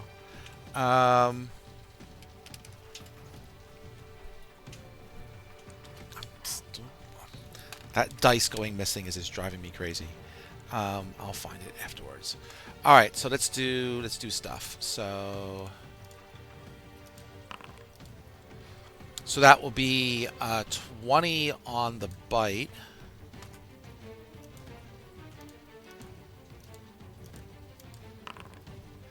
Uh, 7 on a claw and 8 on a claw. And yes. As a, let's see. Oh, okay, fair enough.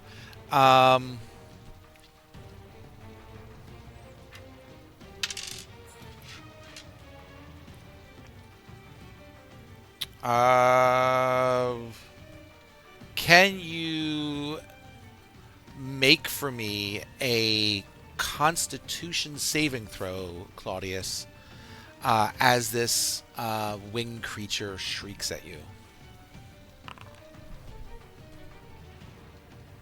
Do you have any luck do you want to use?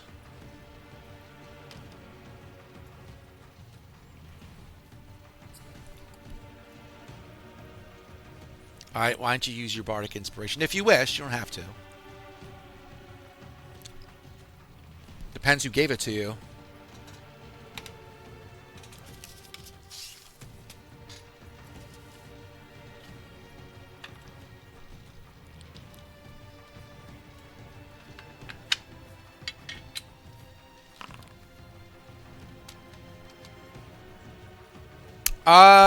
That makes it.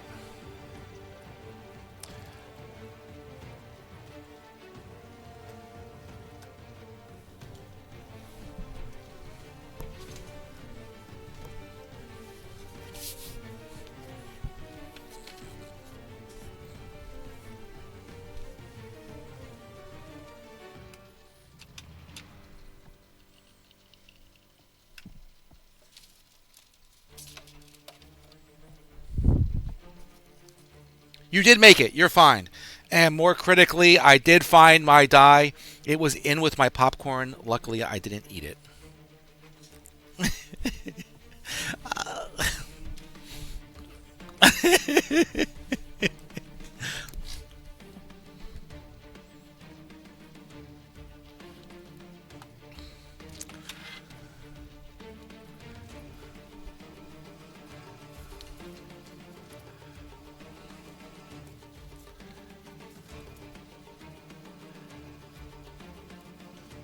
I mean, it's a metal die, so I would hope that I would have noticed if I picked it up to eat it, and if I had ate it, that would have been fun later on down the line. But yeah. At any rate, it screets at you, trying to startle you, but Claudius, you are made of sterner stuff. It is no problem. With that, it looks like it's your owl's turn, Malenko.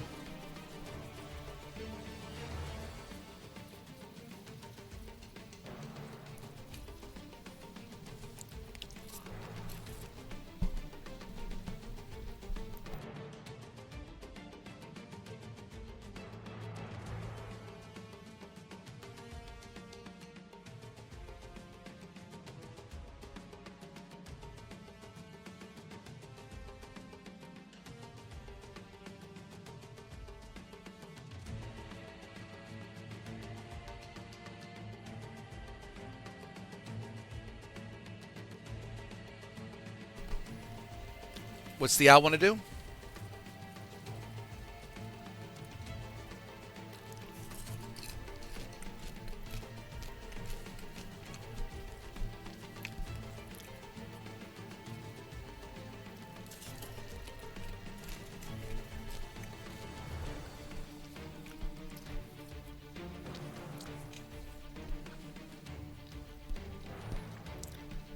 I think you have to basically, yeah, I think you have to cast it on your turn, and then the owl delivers it.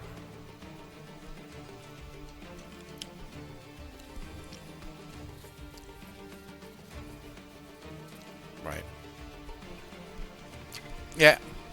It it can basically deliver touch spells for you. So if you flew him ahead, unless someone else contradicted me, that's how I remember it. You can like fly ahead and yeah.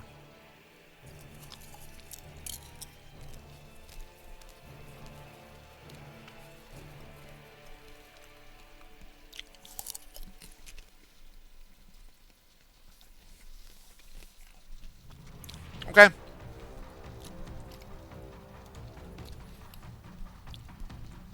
All right. So Zarama, you see from where you're at, you are no longer hasted, so you're back to normal speed. Um, Honora, a spellcaster, is fighting. Looks like one guy by herself. You have two other spellcasters fighting another guy, and then you have a half-dead demon frog. Um, you are not in. I mean, it looks like you are not in AOO for this creature. You're like 10 foot away, it looks like. So you can take your pick on where you want to move and who you want to hit.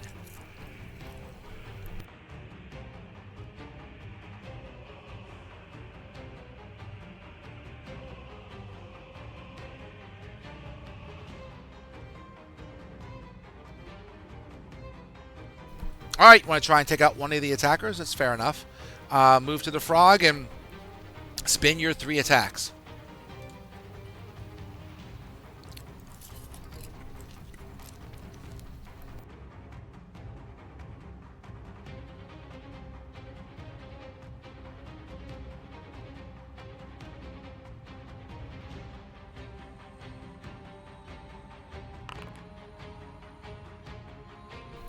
That will not hit. I don't know if you have luck. I think you do. You can use the luck, or you could not add two to that potentially. 16 will hit. Spin your next one. 16 will hit. Spend your third.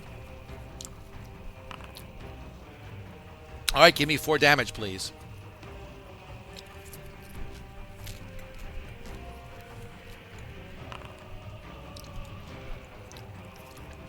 Oh, 3. I'm sorry. Yes, 3 damage, please. Whatever I said, that's enough. Give me 3. So, and this is a magical weapon. I have to try and figure out why it's not taking it as such. So let me make sure it's applied correctly.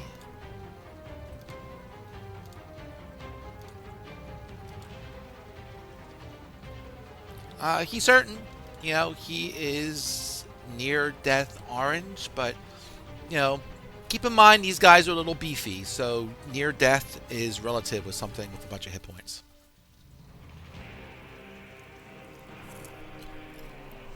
Not that you're counting. So, so Zarama, for your third attack, which did hit, I'm assuming that was your bonus action attack. So, you get to do whatever the whatchamacallit act the weapon option is for your great axe or whatever. Which, to be honest, I forget what it is. It is for a great axe. Melee heavy, magical.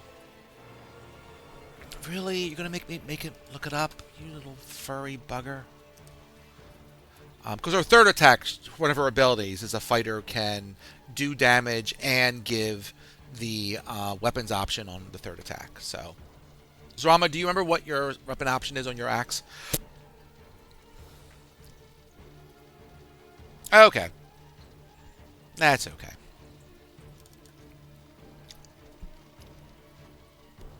Ba ba da ba da ba da ba do. Player's guide. Da da da da da da da da da da da da da da da. For a what is it? A great axe. Great axe. Great axe. It is either disarming or hamstring. Let me just check a look at that disarm.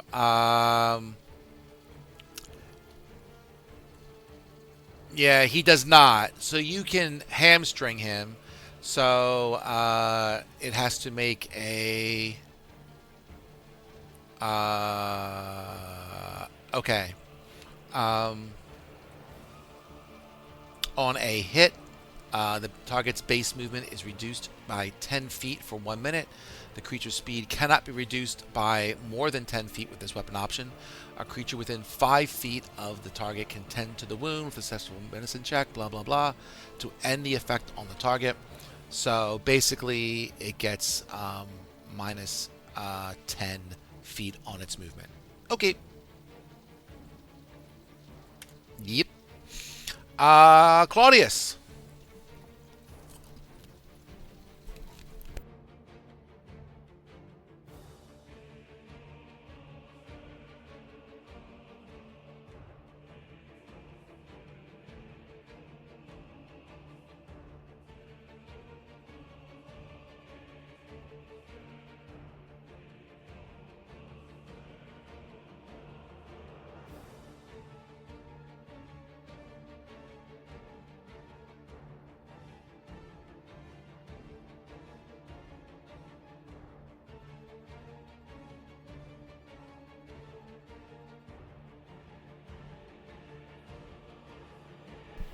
Let me unmute myself and. So you're gonna sanctuary yourself. Oh, you're gonna sanctuary Claudius, right? You have been sanctuaried. It is. That is a action, but go ahead.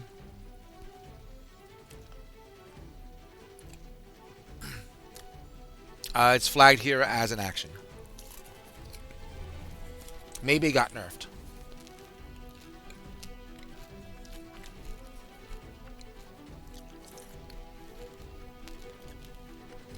I'll double check since I have the thing open, but go ahead.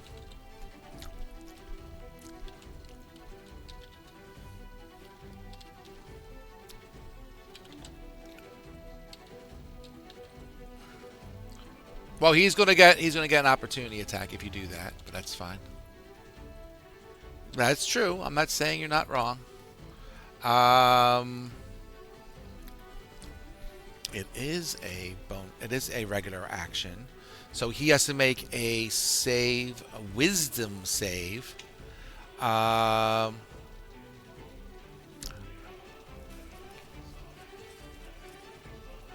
okay. So, Voop.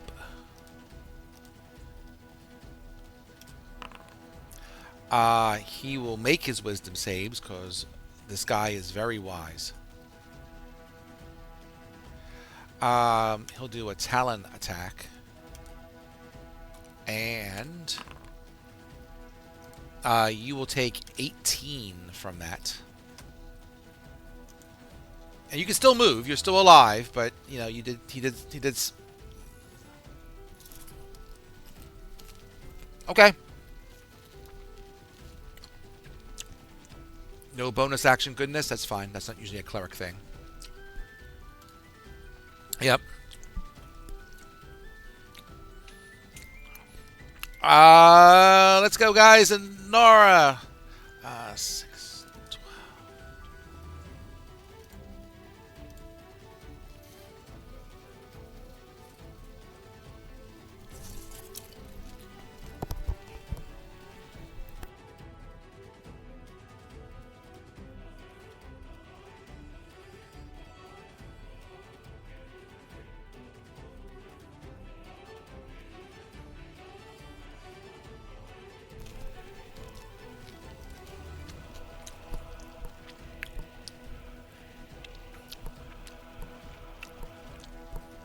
Sure. So let's try it.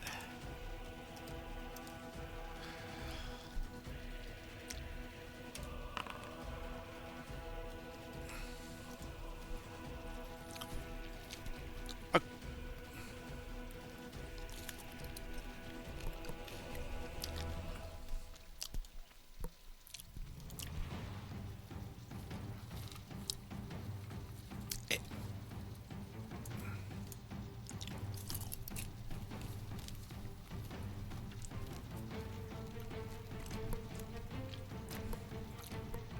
That's all right. He did make a save. Sorry.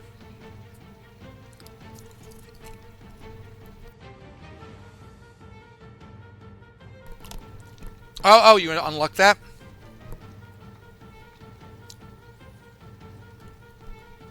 I'm fine with unlocking on that. That's fine.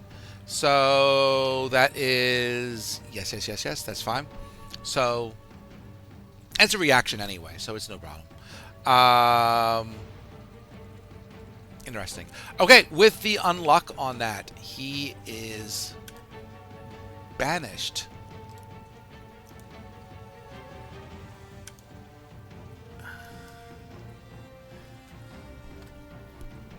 And you are concentrating.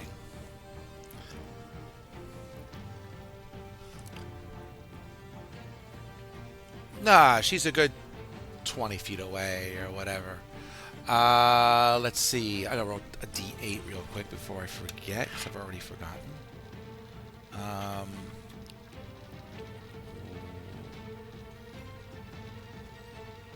that's not the d8. This is the d8. This is fine. And okay. Yep. Space and time does not warp. It's all still the same, so you can move normally.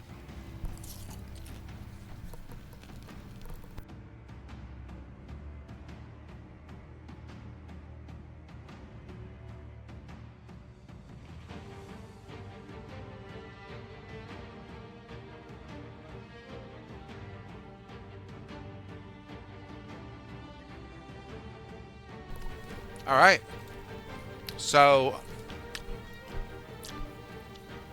Froggy's turn. Oh man, so many people around it. I know. There's like 6 of you. 7. The owl. There's like 7 of you. Let me just check this dude out.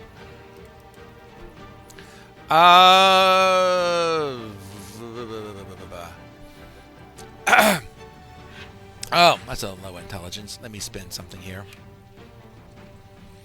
Let's see.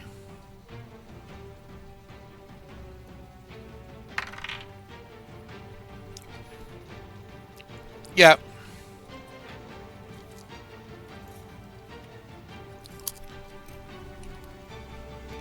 He's going for Saf. I hit him like 4 times and did 2 crits.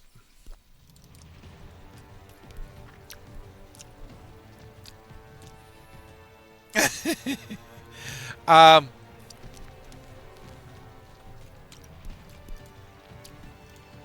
yep, I remember. So let's do. That's okay. No, I appreciate it. That is a hit on the bite. Boop. That is looks. Well, let's take a look at this. It says unarmored defense and shield. He's using two-handed attack. He can't have a shield taking up space. So, boop. Let me unshield him. So he should have. He's still a 16 either way. It doesn't matter. He did hit with the second attack either way. I knew it was close. And he crit on the second claw attack. So let's do a. Now he is raging. I don't know. Let's do. All right, so let's do that, and it's not taking into account, so I'll take into account. So with half damage, that would be a 7 on Saf. Let's do the normal claw, and that would be with half damage an 11. And then for the critical one, with half damage, that will be 17.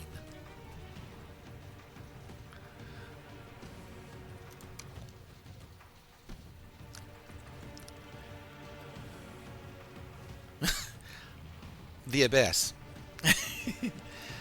That would have been, if it wasn't half damage, that would have been 35, 57, 67, 72. It would have been 72 damage.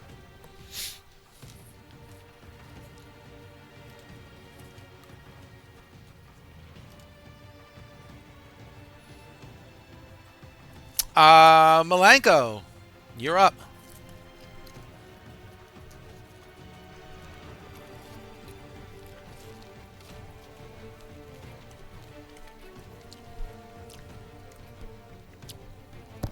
Come on, this dude's a CR8. Don't be worried about it. I'm sorry. It's easy to say as the DM. I'm sorry. Go ahead, Malenko.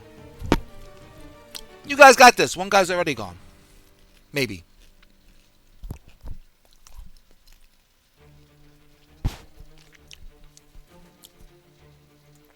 What are you doing, clown?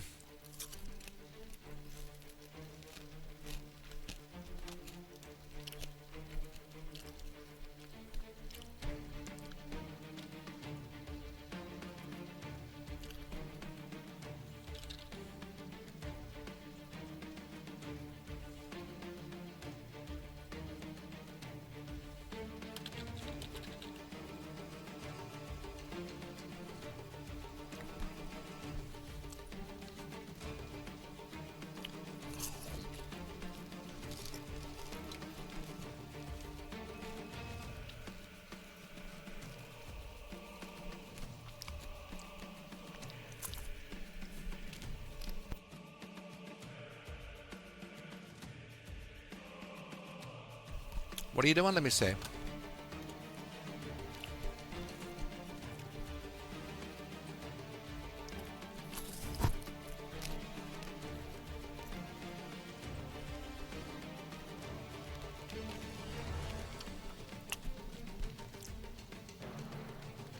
Just imagine if you were 8th level. Alright, so I do an attack for that, right?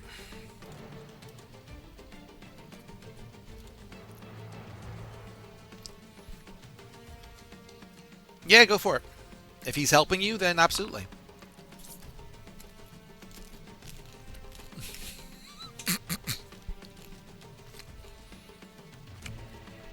You spun a 5 and a 6, so I mean...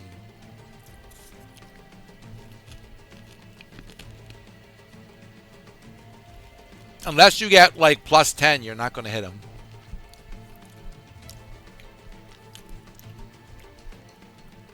Really? 7 plus 3? Or plus 7 total? Hold on, let me look at your character.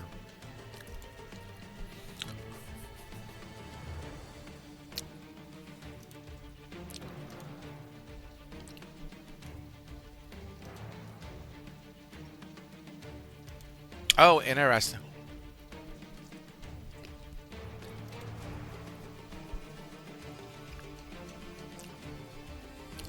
You have to make a melee attack, spell attack against that target. So you're not getting to 10, right? You're going to get maybe 7, but you know, yeah.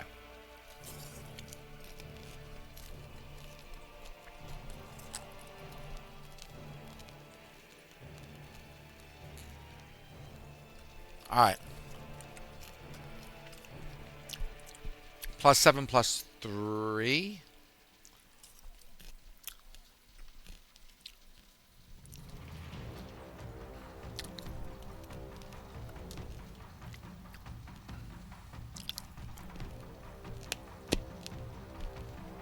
Yeah.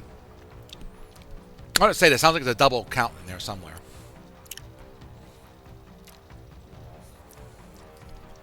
It's all right. You got a bonus action and a movement if you want to use it.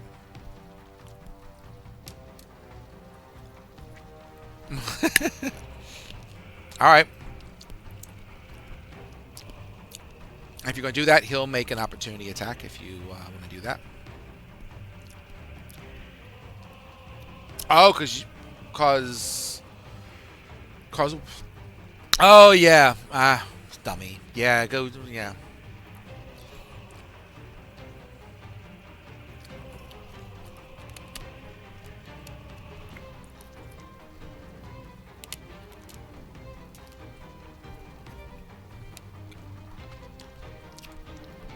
Okay. All right, Sizzle. Sounds like you're up to bat.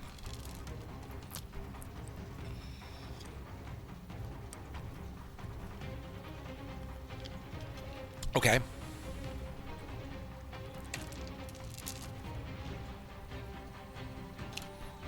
Oh, I'm sure.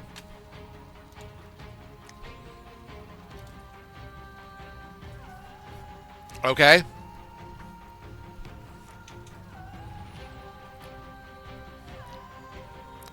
Ice Storm.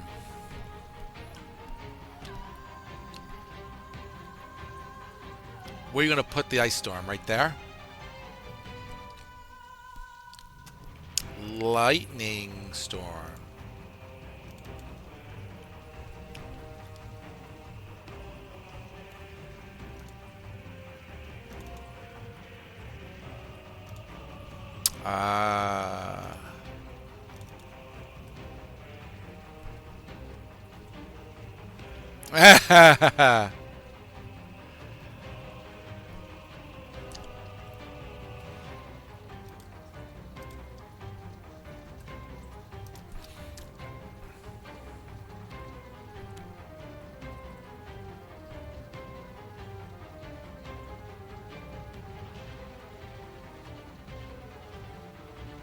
Okay.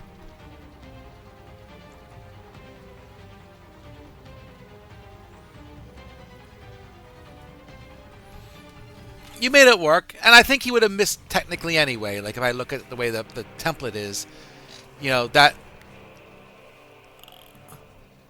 Yeah, that wouldn't have counted. That's not a highlighted square in that template, so it's fine.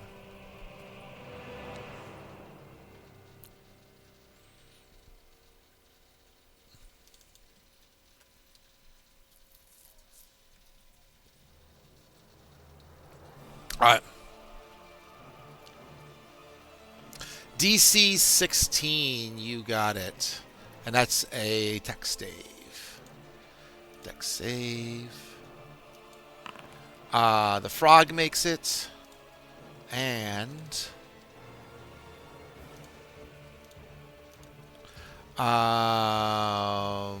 Yep. They both make it, but I'll take the damage, please.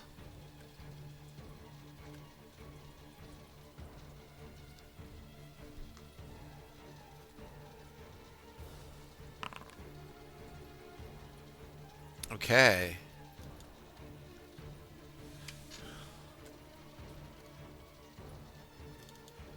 All right, let's see what the damage. It's bludgeoning as well.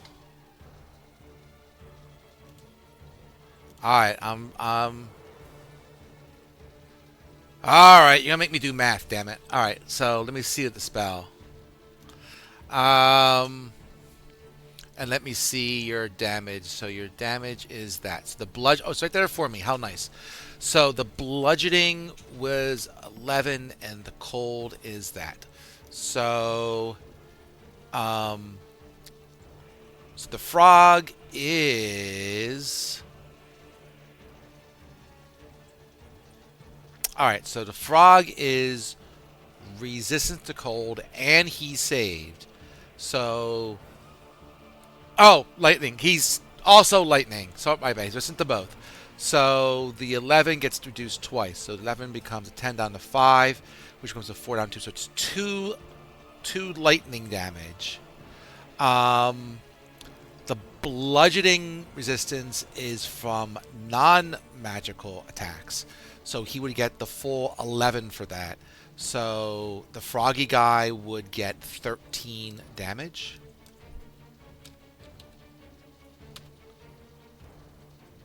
Okie dokie. And this dude. Urgh, he is. He does the exact same thing. He is also resistant to lightning, but the bludgeoning is there, so he also takes 13.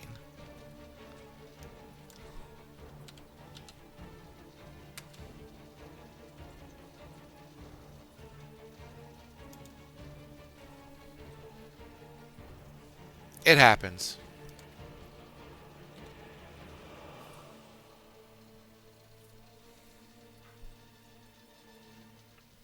Oh, I should have kept it then. Can I undo it? Yes, I can. Ooh, undo works.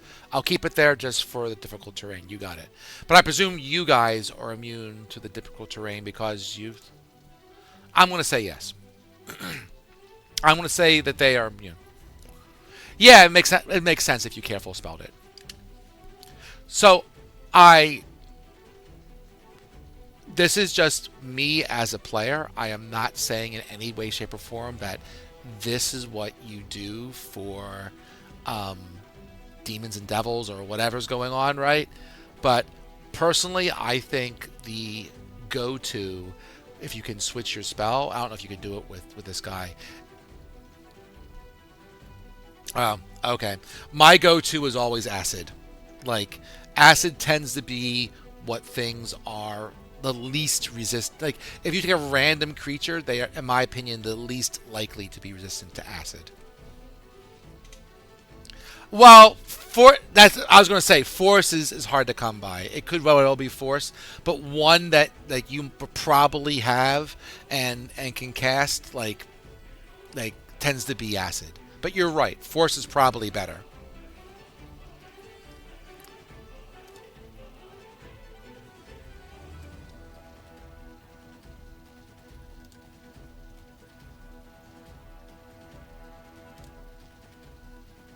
That's fine.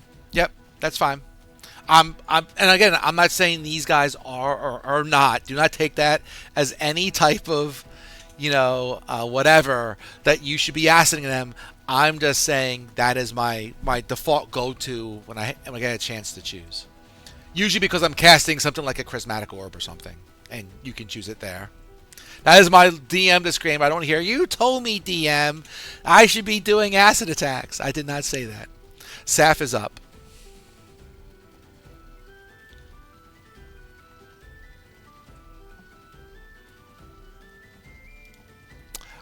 He is sure. He is near-ish dead.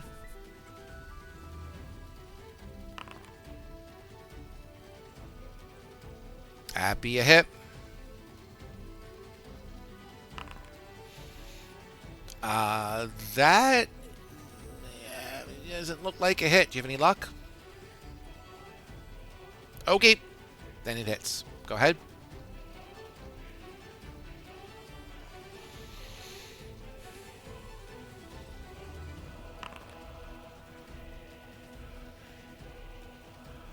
And now you do get your third attack because it is not, you didn't use your bonus to rage.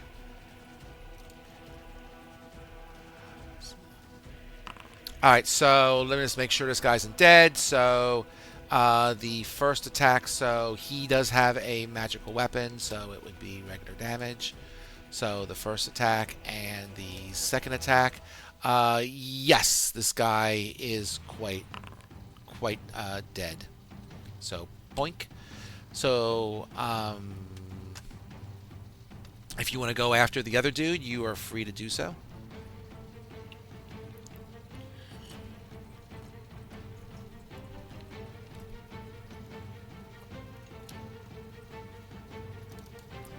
Absolutely.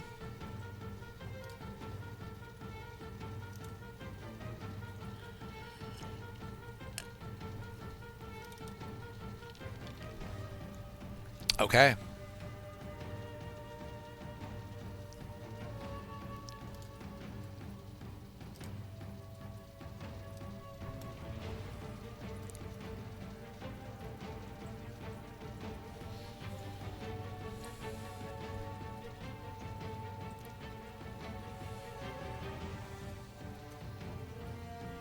Alright, so that makes it this dude's turn. Let's see.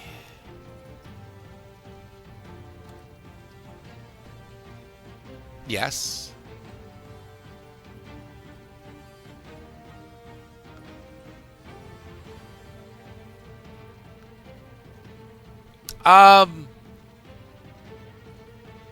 This is the manifest aura. Let me read it.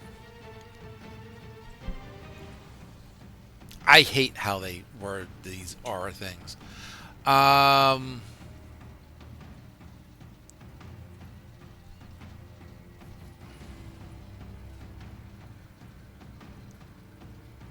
It's not any better for, like, my favorite cleric spell is was it Guardian Spirit? Spirit Guardians. Said it backwards. Spirit Guardians. That's my favorite clerical spell, and I always have to reread it like 3 times whenever I'm making sure I'm appropriating it correctly. So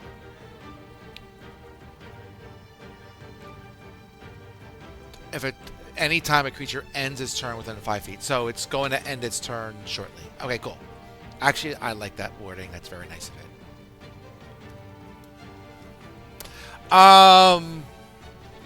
So this dude, Mr. Thing, is going to flap its wings and release a bunch of toxic spores. And I need...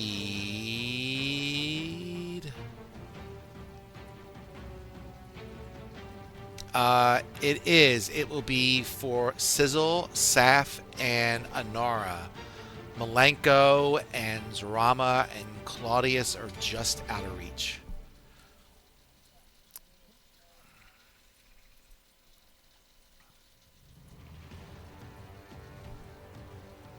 So I'm going to say 1, 2, 3. I'm going to say technically this measures as 15, but I tend to take diagonals as every other one. So I'm okay with Claudius. So Anora, Saf, and Sizzle, please make a Constitutional save, please.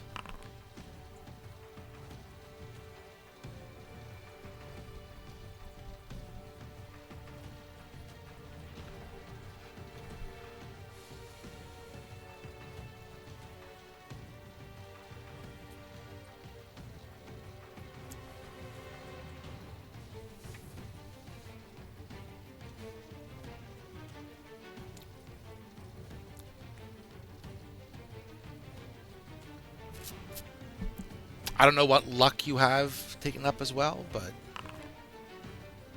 Or any other tricks?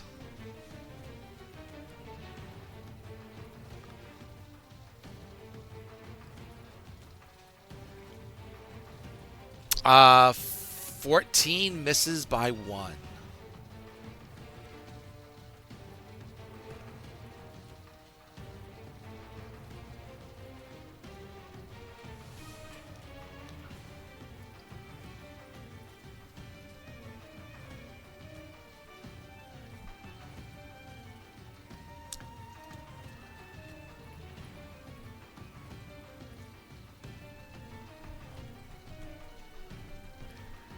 So, how does this go? Let me read this. You excel and you gain these benefits.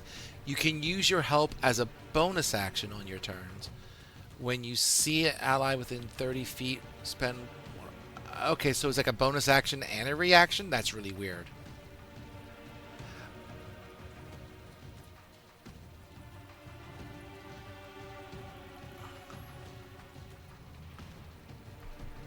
Okay, gotcha. Okay. So you will give that to Saf, so Saf will pass.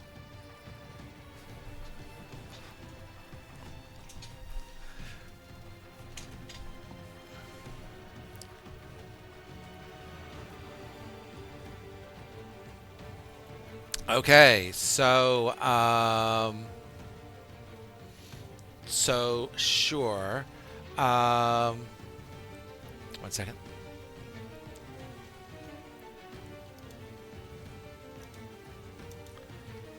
No, Anara's in the Anara, Saf, and Sizzle.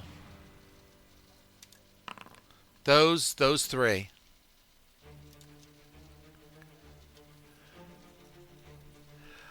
Uh, so Anara failed. Did Sizzle fail? Let me see. 16, you pass. We'll see if you stay conscious. And then, and then, well, he's unharmed. Okay, he's okay. I thought he got hurt at some point.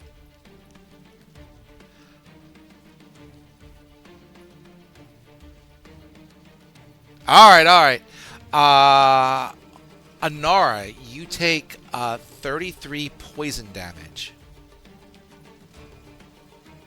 Are you conscious? Okay. Uh, Mr. Other Winged Creature reappears as Anara drops her concentration. Um, Sizzle, since you made it, you would take 16 poison damage. And um, uh, okay, that's fine. And then for Saf, he would probably also take 16 because he passed, and the poison wouldn't be something that goes against his rage, right?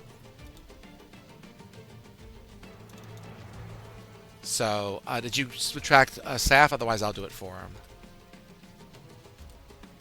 And I gave him his thing. Sizzle did his.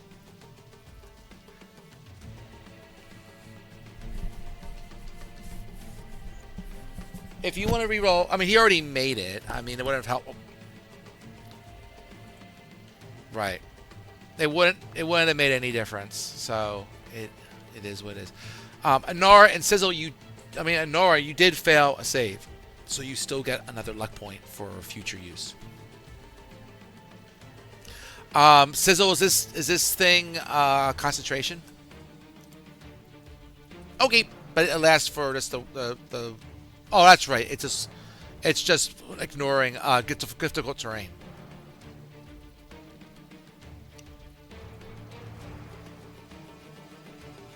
Okay, so it is the owl's turn.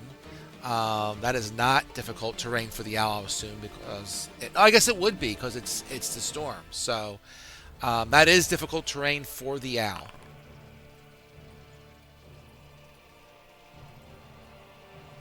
Oh, thank you.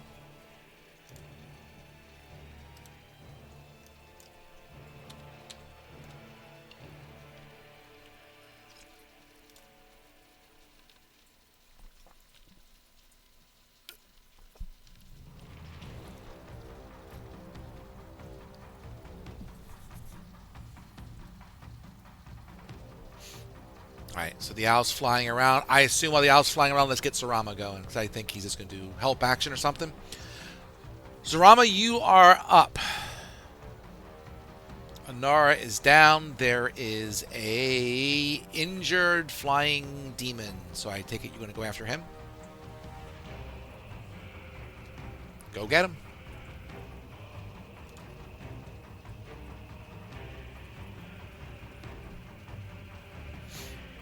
Three attacks, please. Did I spin that, by the way? I probably should. Oop.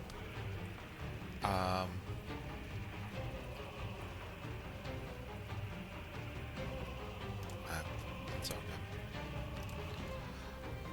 Spin the hit when you are ready, girl. A 14 will miss. I don't know if you have any luck that you want to use or anything. You are free to do so. Okay, spin again. 19 will hit. And the 15 will hit. So you do get a luck point after this round, so you can give yourself the luck point. You can't use it right now. And give me 2 hits. So that looks like it is a... Let me just make this normal. So, boop. And... boop. Yep. So it is more injured than it was before. And the last attack did hit, so I'll assume that he is also hamstrung, and his movement, if he's going to make such a move, is reduced by 10 feet. If that's it, then Claudius, you are up. This area is not difficult terrain for you.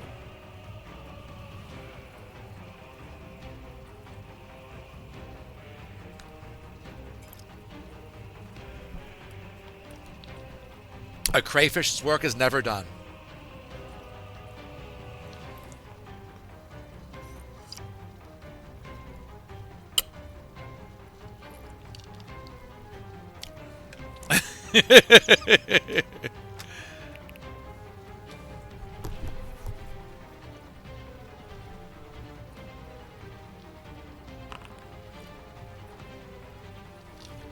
What are you... Oh, you're going to heal. Okay. All right, we'll do it. You've got 26 hit points back. Very nice. Okay. You going to stay there?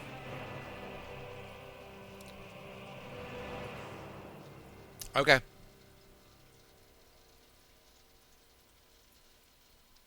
All right, that's fair. Where's Sizzle? Oh, Sizzle's coming up. All right. So, boop. Anara, can you make a death save, please?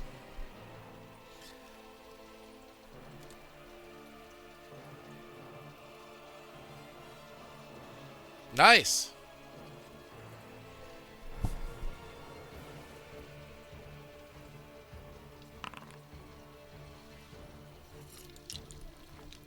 Oh, double 20s.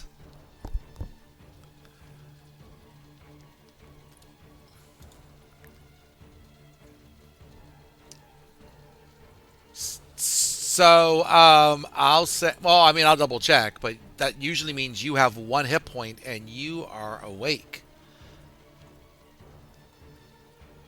Oh, even better. Up there it is. How nice.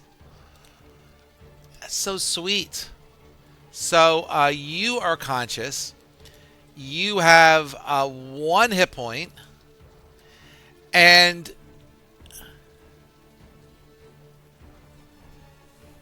now the death save is at the beginning of your turn. I believe. Is it the end? Okay, so then you don't have any movement or anything else, but that is your turn. It's been so long since I've seen someone crit on a death save, but nice. Double crit.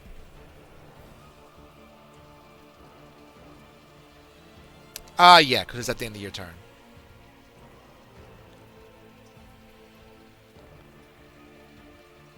But you are awake, so I mean, if you have any reaction spells you want to make during this round, you can do that at least. Milenko, Mr. Clown, you are up.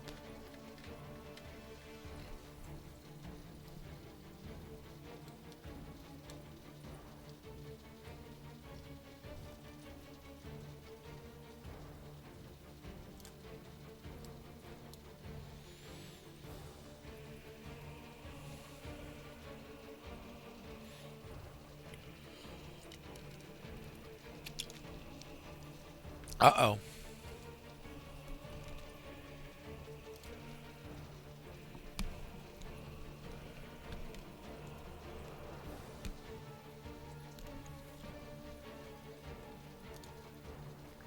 Uh, yeah.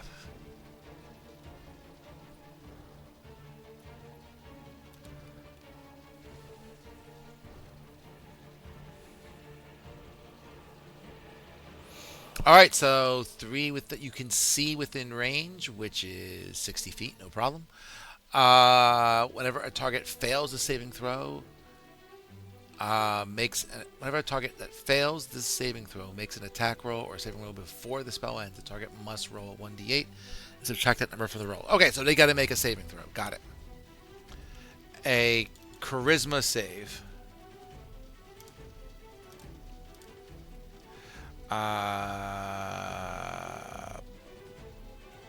Boop. And they both made it. Yep. 19 and a dirty 20.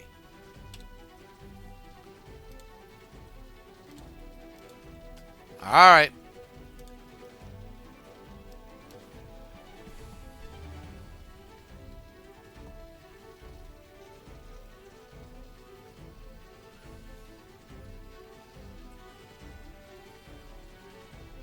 I, if you want, sure.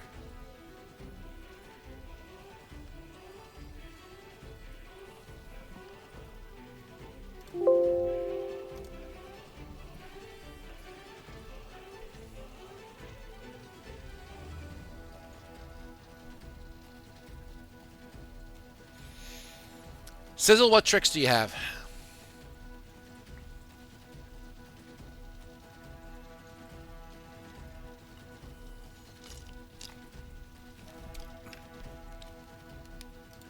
Oh, okay, fair enough. Thank you.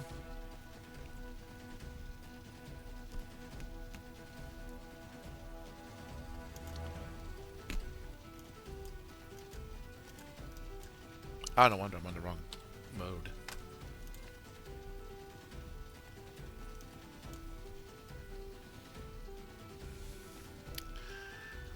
Let's see what. So what are you casting? Oh, there's fireball. Yep. Where do you want to put it? Yeah, that's fine. That looks like it works. All right. So some saves.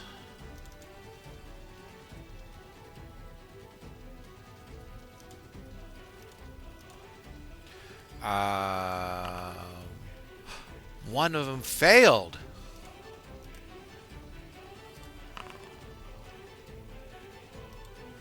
It's okay.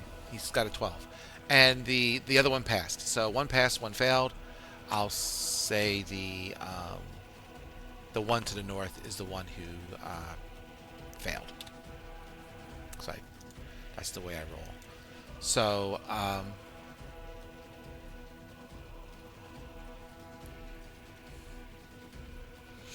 well, uh, sure. That's okay. Um, so I'm gonna do that for him and for him.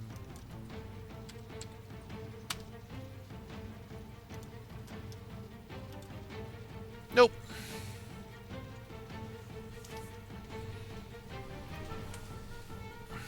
Can I tell you? All right. This dude. It does. He's going to fly in. Um, These two fighters are doing all the damage. Well, the good thing is I'm picking on Saf, and he's the one with all the ragey stuff going on, so... We'll see how this goes.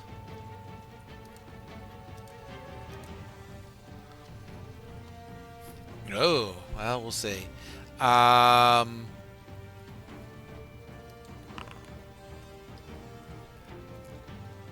That is a miss on the beak attack. That's a hit on the Talon. Come on. And a hit on the Talon. So that will be... the first attack will be 6, reduced to half to 3. And then the second one will be 19, reduced to half, which is 9. Yeah, I applied it. You're good. Yep. And, Saf, it's your turn.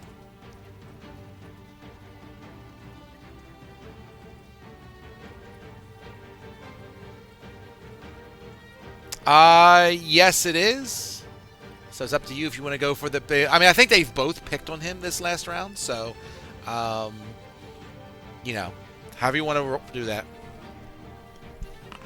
Oh, no. Okay. Mm-hmm.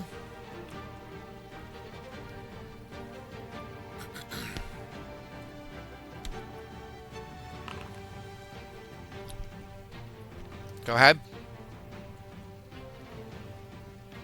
That's a hit. That's a hit.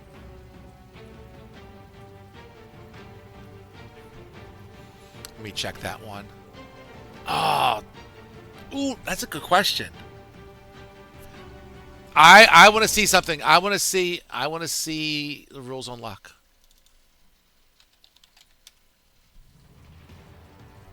Let's see. Luck.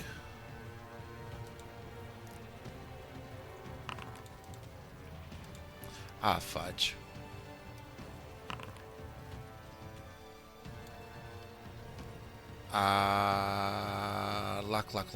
Luck.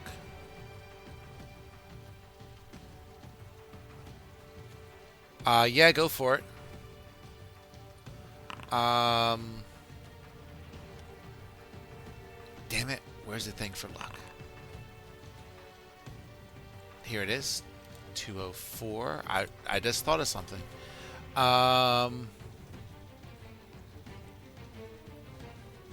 Spending luck.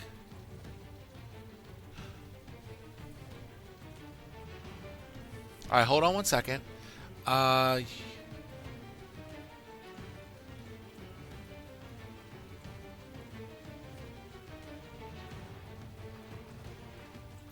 luck cannot create a critical hit. Never mind. Okay. You do not have to miss to spend a luck, but it can't create a critical hit. So I just wanted to double check that. So let's see. It's a 19 or a 20. I don't know if you can go that low, but yeah. So you've got a hit with a 24, and then you spun the 16 damage, right? Where's your other... Oh, wait a minute. So you did 1, 2... So you got 3 hits. So I need 3 damages. It helps if I click the right guy here. So boop ba doop ba doop ba doop. Yes and yes and yes.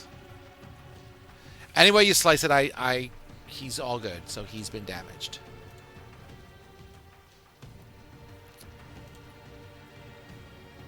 Seven, 8, and 16. That's 31.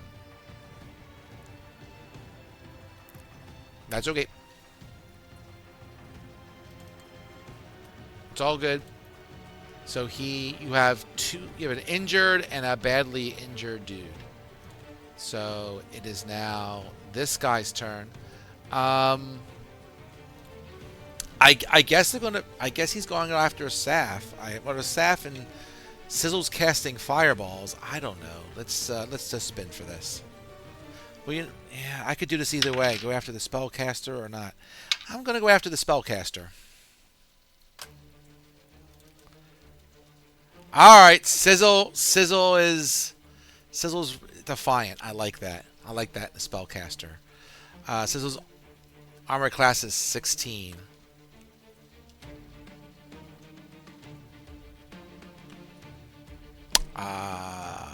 We'll find out.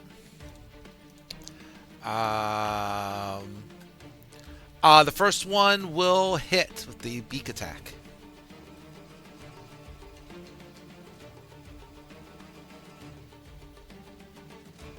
Gonna throw up the shield. It bounces off the shield.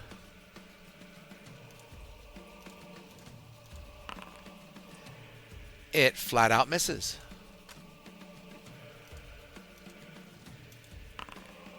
And it misses again. It bounces off the shield. Sizzle is totally missed by the dude. The owl's turn. Oh, at the end of his turn, he takes 3 damage, right? Or whatever it is. 3. Ooh, 6. Yeah, because it's whatchamacallit, right? Okay, so Al. Al's going to give help action. What's he doing?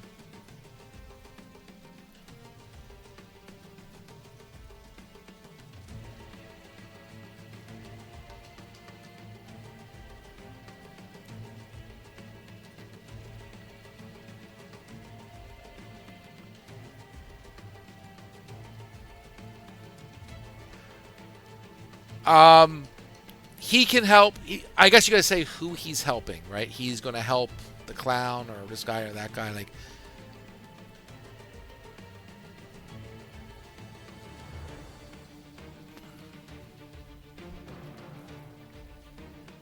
you don't have to worry about it now, but he's helping you. That's fine. You got it. Zarama, you are up to bat. You've got 2 wounded birdies.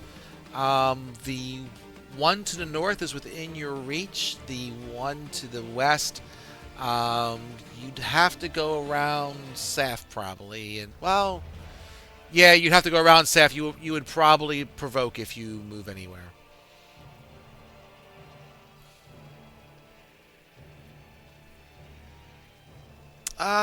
Yeah, I guess you're right. She could squeeze diagonally. I'll give her that if she wants to go to where the owl is. That's fine. And you can pick who you want then.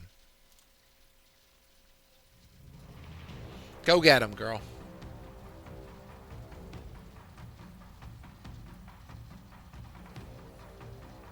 He's above you. Oh, hold on. Get him out of the way. Yeah.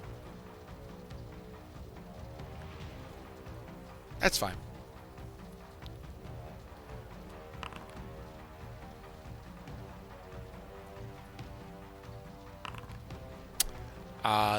Those both hits. They all 3 hit. Give me 3 damages, please.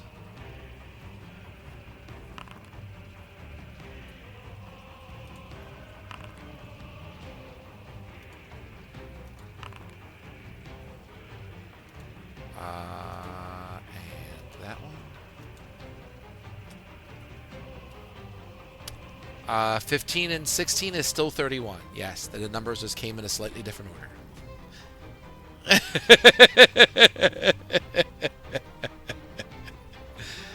All right, Mr. Guy is near death, but again with demons, devils, and those type of creatures, it's still a few hit points. But he's a hurting pup.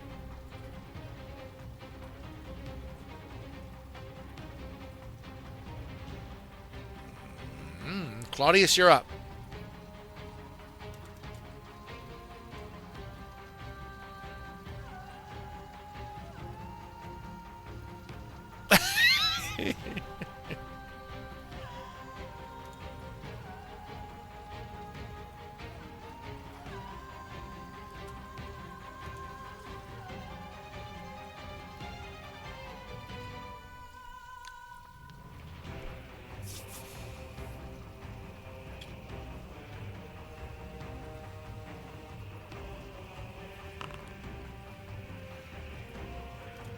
Oh, very nice. I'll give it to her.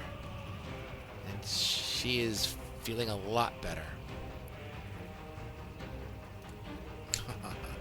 You got anything else going on, Claudius? All right. Anara, you are feeling a lot better, but you are prone in front of this creature.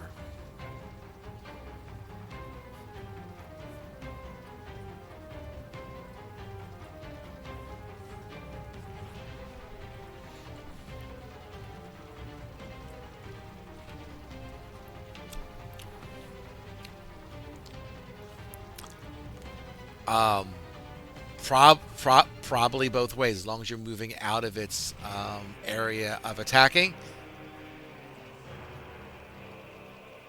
No, no, standing up is fine. As long as you don't move out of its attack range, it's fine. You can move around it, you can crawl around it, and besides, if you don't get up, if it attacks you, it gets advantage because you are prone.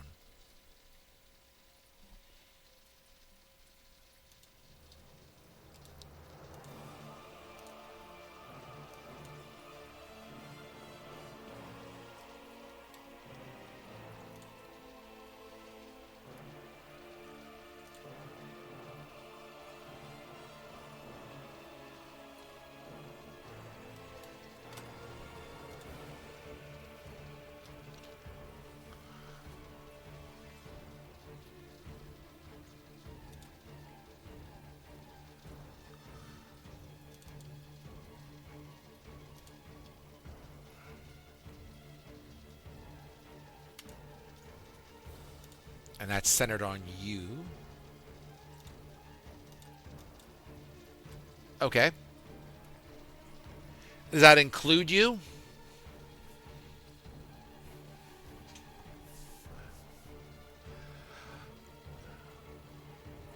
Sure. While your bonus is active, allies within range can choose to expend when they do so. They roll. Um, it says allies. It doesn't mention you. Yeah. Okay, that's fine. Um,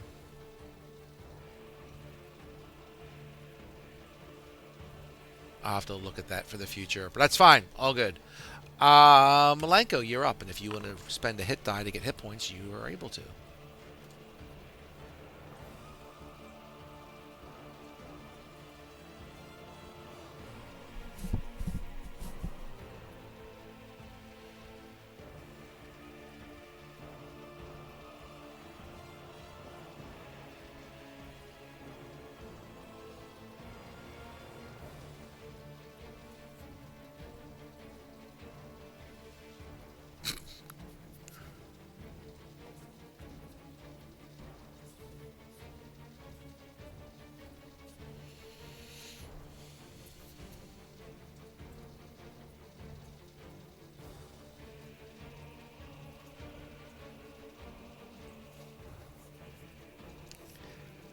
Same spells I don't think usually stack in 5e.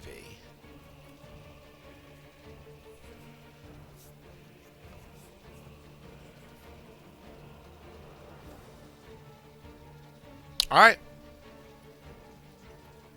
Go for it with advantage because your bird is helping against the birds.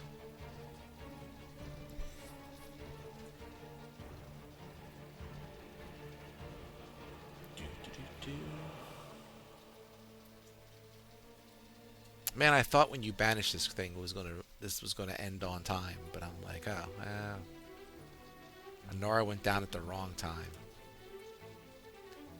Such is the way of things. It was just enough.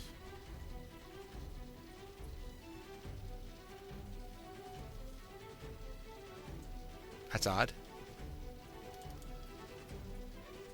I see it here. I mean, I see that you cast it. Oh.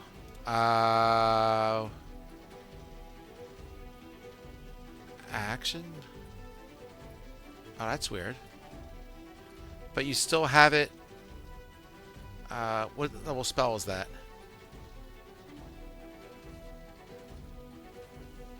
It says it's not prepared.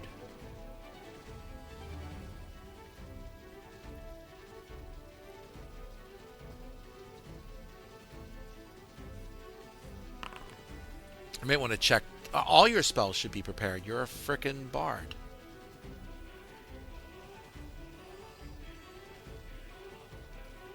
Oh, gotcha, gotcha, gotcha. All right. You hit. Give me some damage.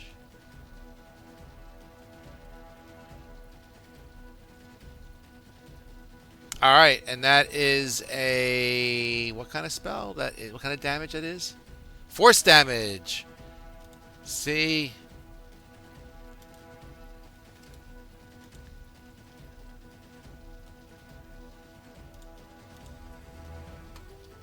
All right. Sizzle.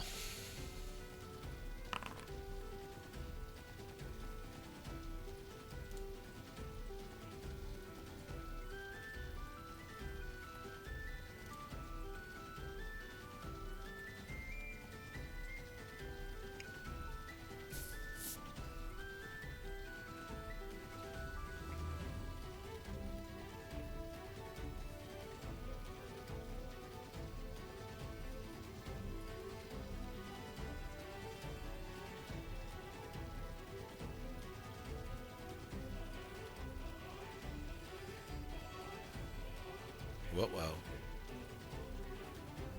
Shatter. Yep. Con save.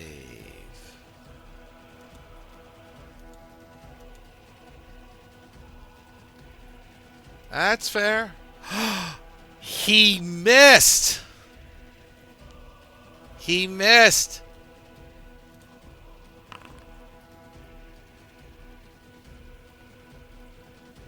Well, this was a con save, but yes. Oh, that was a crappy spin. And this is thunder damage. Man, that's unfortunate. The one time these bastards actually fail a save. He is not dead. He is very close to dead. He is not dead.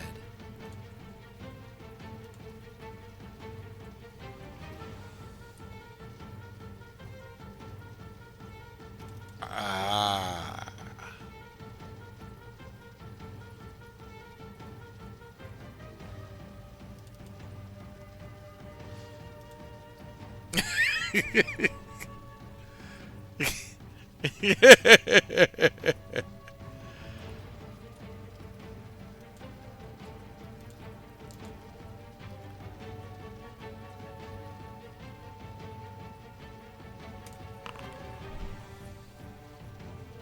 Nah, he passed.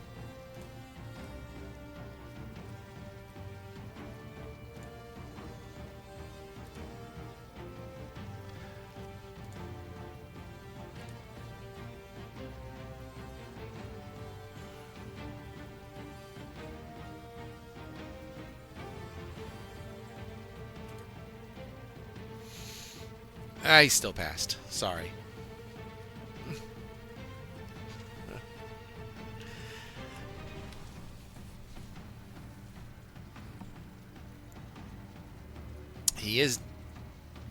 He is down. He's been down. He's down. So it's the other Vrock's turn.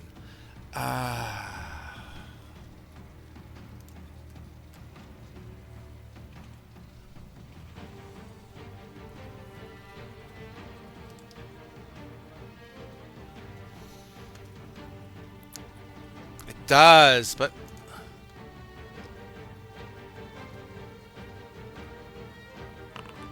oh, he's going to use a quicken spell. Hold on. So, okay. That's for the. Yep.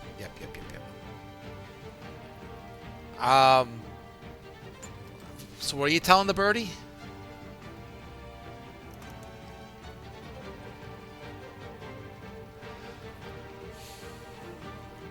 Um. I doubt he's going to do that. I was just kind of curious. Oh, he can't understand you anyway, so don't worry about it. Unless you can talk in Abyssal. Yeah, it's all good.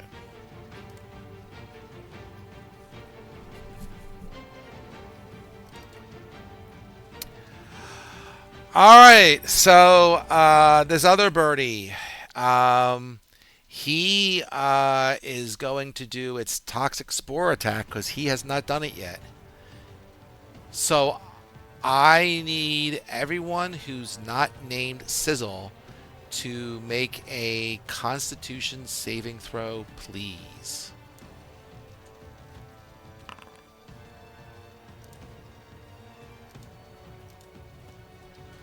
Boop.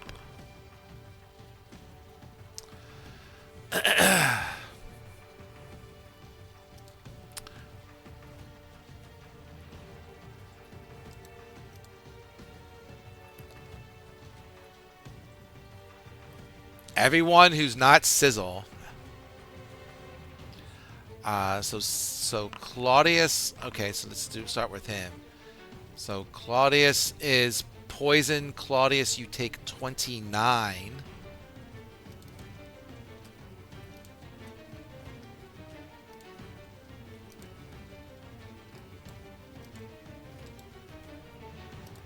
Let me move Claudius for 1 second, please, so I can see what's going on. So Hatchet Man, failed. So yeah, minus 29. Yep. So that puts you at 0. You are unconscious. Zoop. Did Anar make it? No.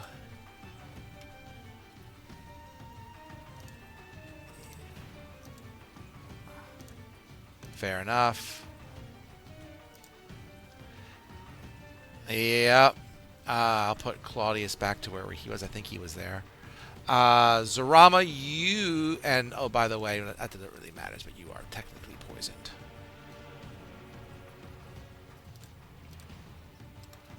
You can grab him. Sure, go for it.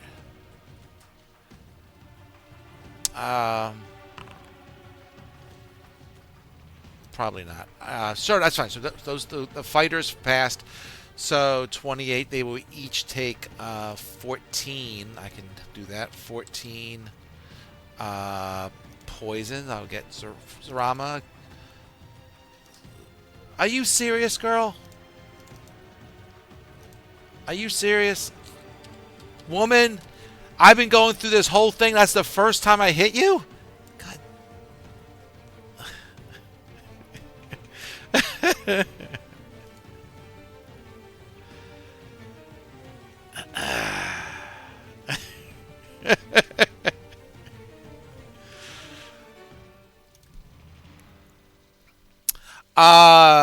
With that, Saf is up. Saf, you have... So, Saf, you have a prone Vok, which you can hit at advantage and kill. And then you can decide what you want to do with the other one. If you want to still do your Reckless on the other dude, that's up to you. I mean, you might as well. If you're going to do Reckless against one, it doesn't really matter. You're Reckless either way. But I'm just saying, if you wanted to press your luck. Yeah, it's all good. All right, he's hit. He's gonna die. Give me the thing. So,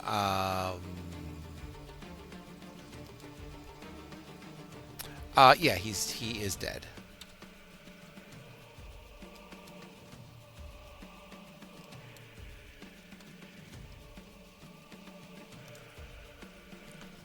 Oh, this was Anara, so boop.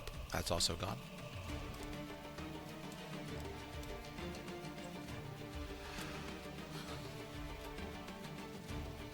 Ooh, I like that one.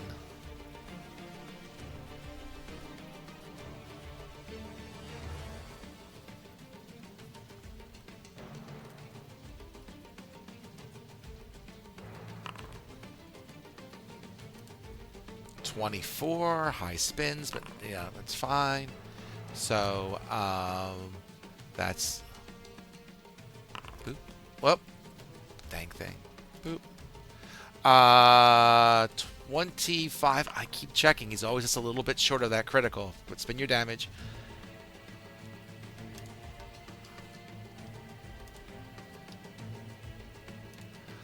All right, so I'm going to say that your owl is just, unless you know otherwise, is just following your previous instructions, and he will annoy the Vrock. And if somebody wants to take advantage of that and attack with advantage, they can do that.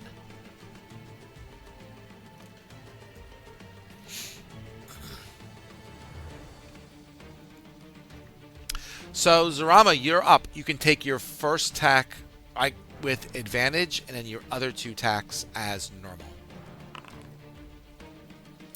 That will hit, and one short of a crit. Keep going.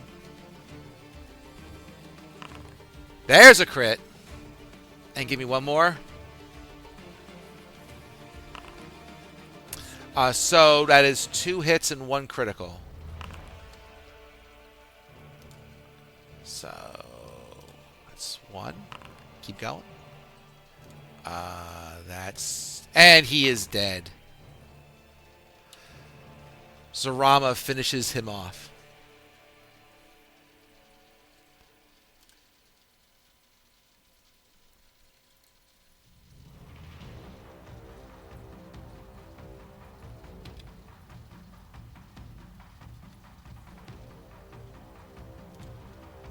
Yeah, he had 3 hit points. I don't know why that thing went on him. Oh, it was the poison. That's what it was.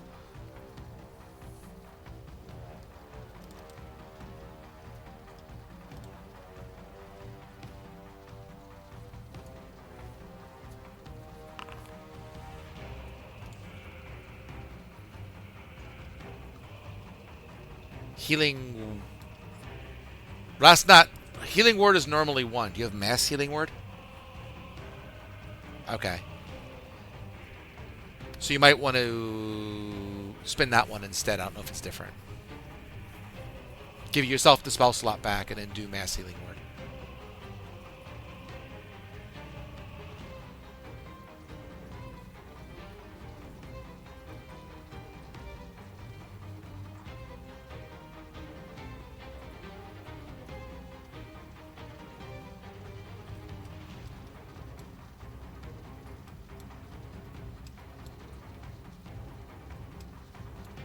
Oh, that's wild. I clipped. Okay. I won't even question what the hell happened there, but okay. Weirdness. Yeah, demons are bad, and demons have advantage on magical saving throws.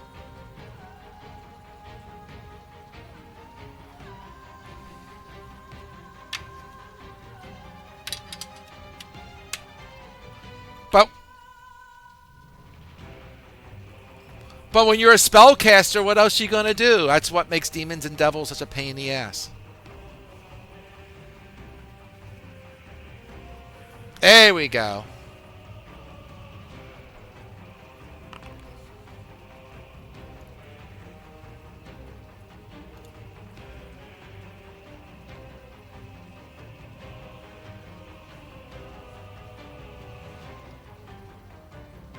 Yeah, you're a creature. You can get a self. You can get a creature. So everyone gets 8 hit points. I'll let everyone... You guys can heal yourselves 8 hit points. I did not. I'll let you guys take care of it. Okay, let me undo some of this stuff. Boop, boop, boop. And, oh, there we go. I'll...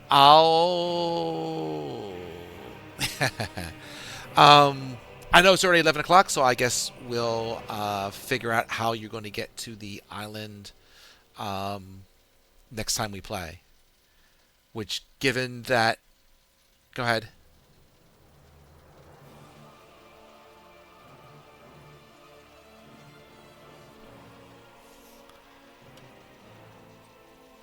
He was nasty.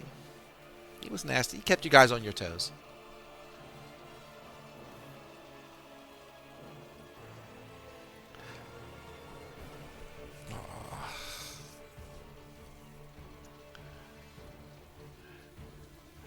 So, yeah, fair.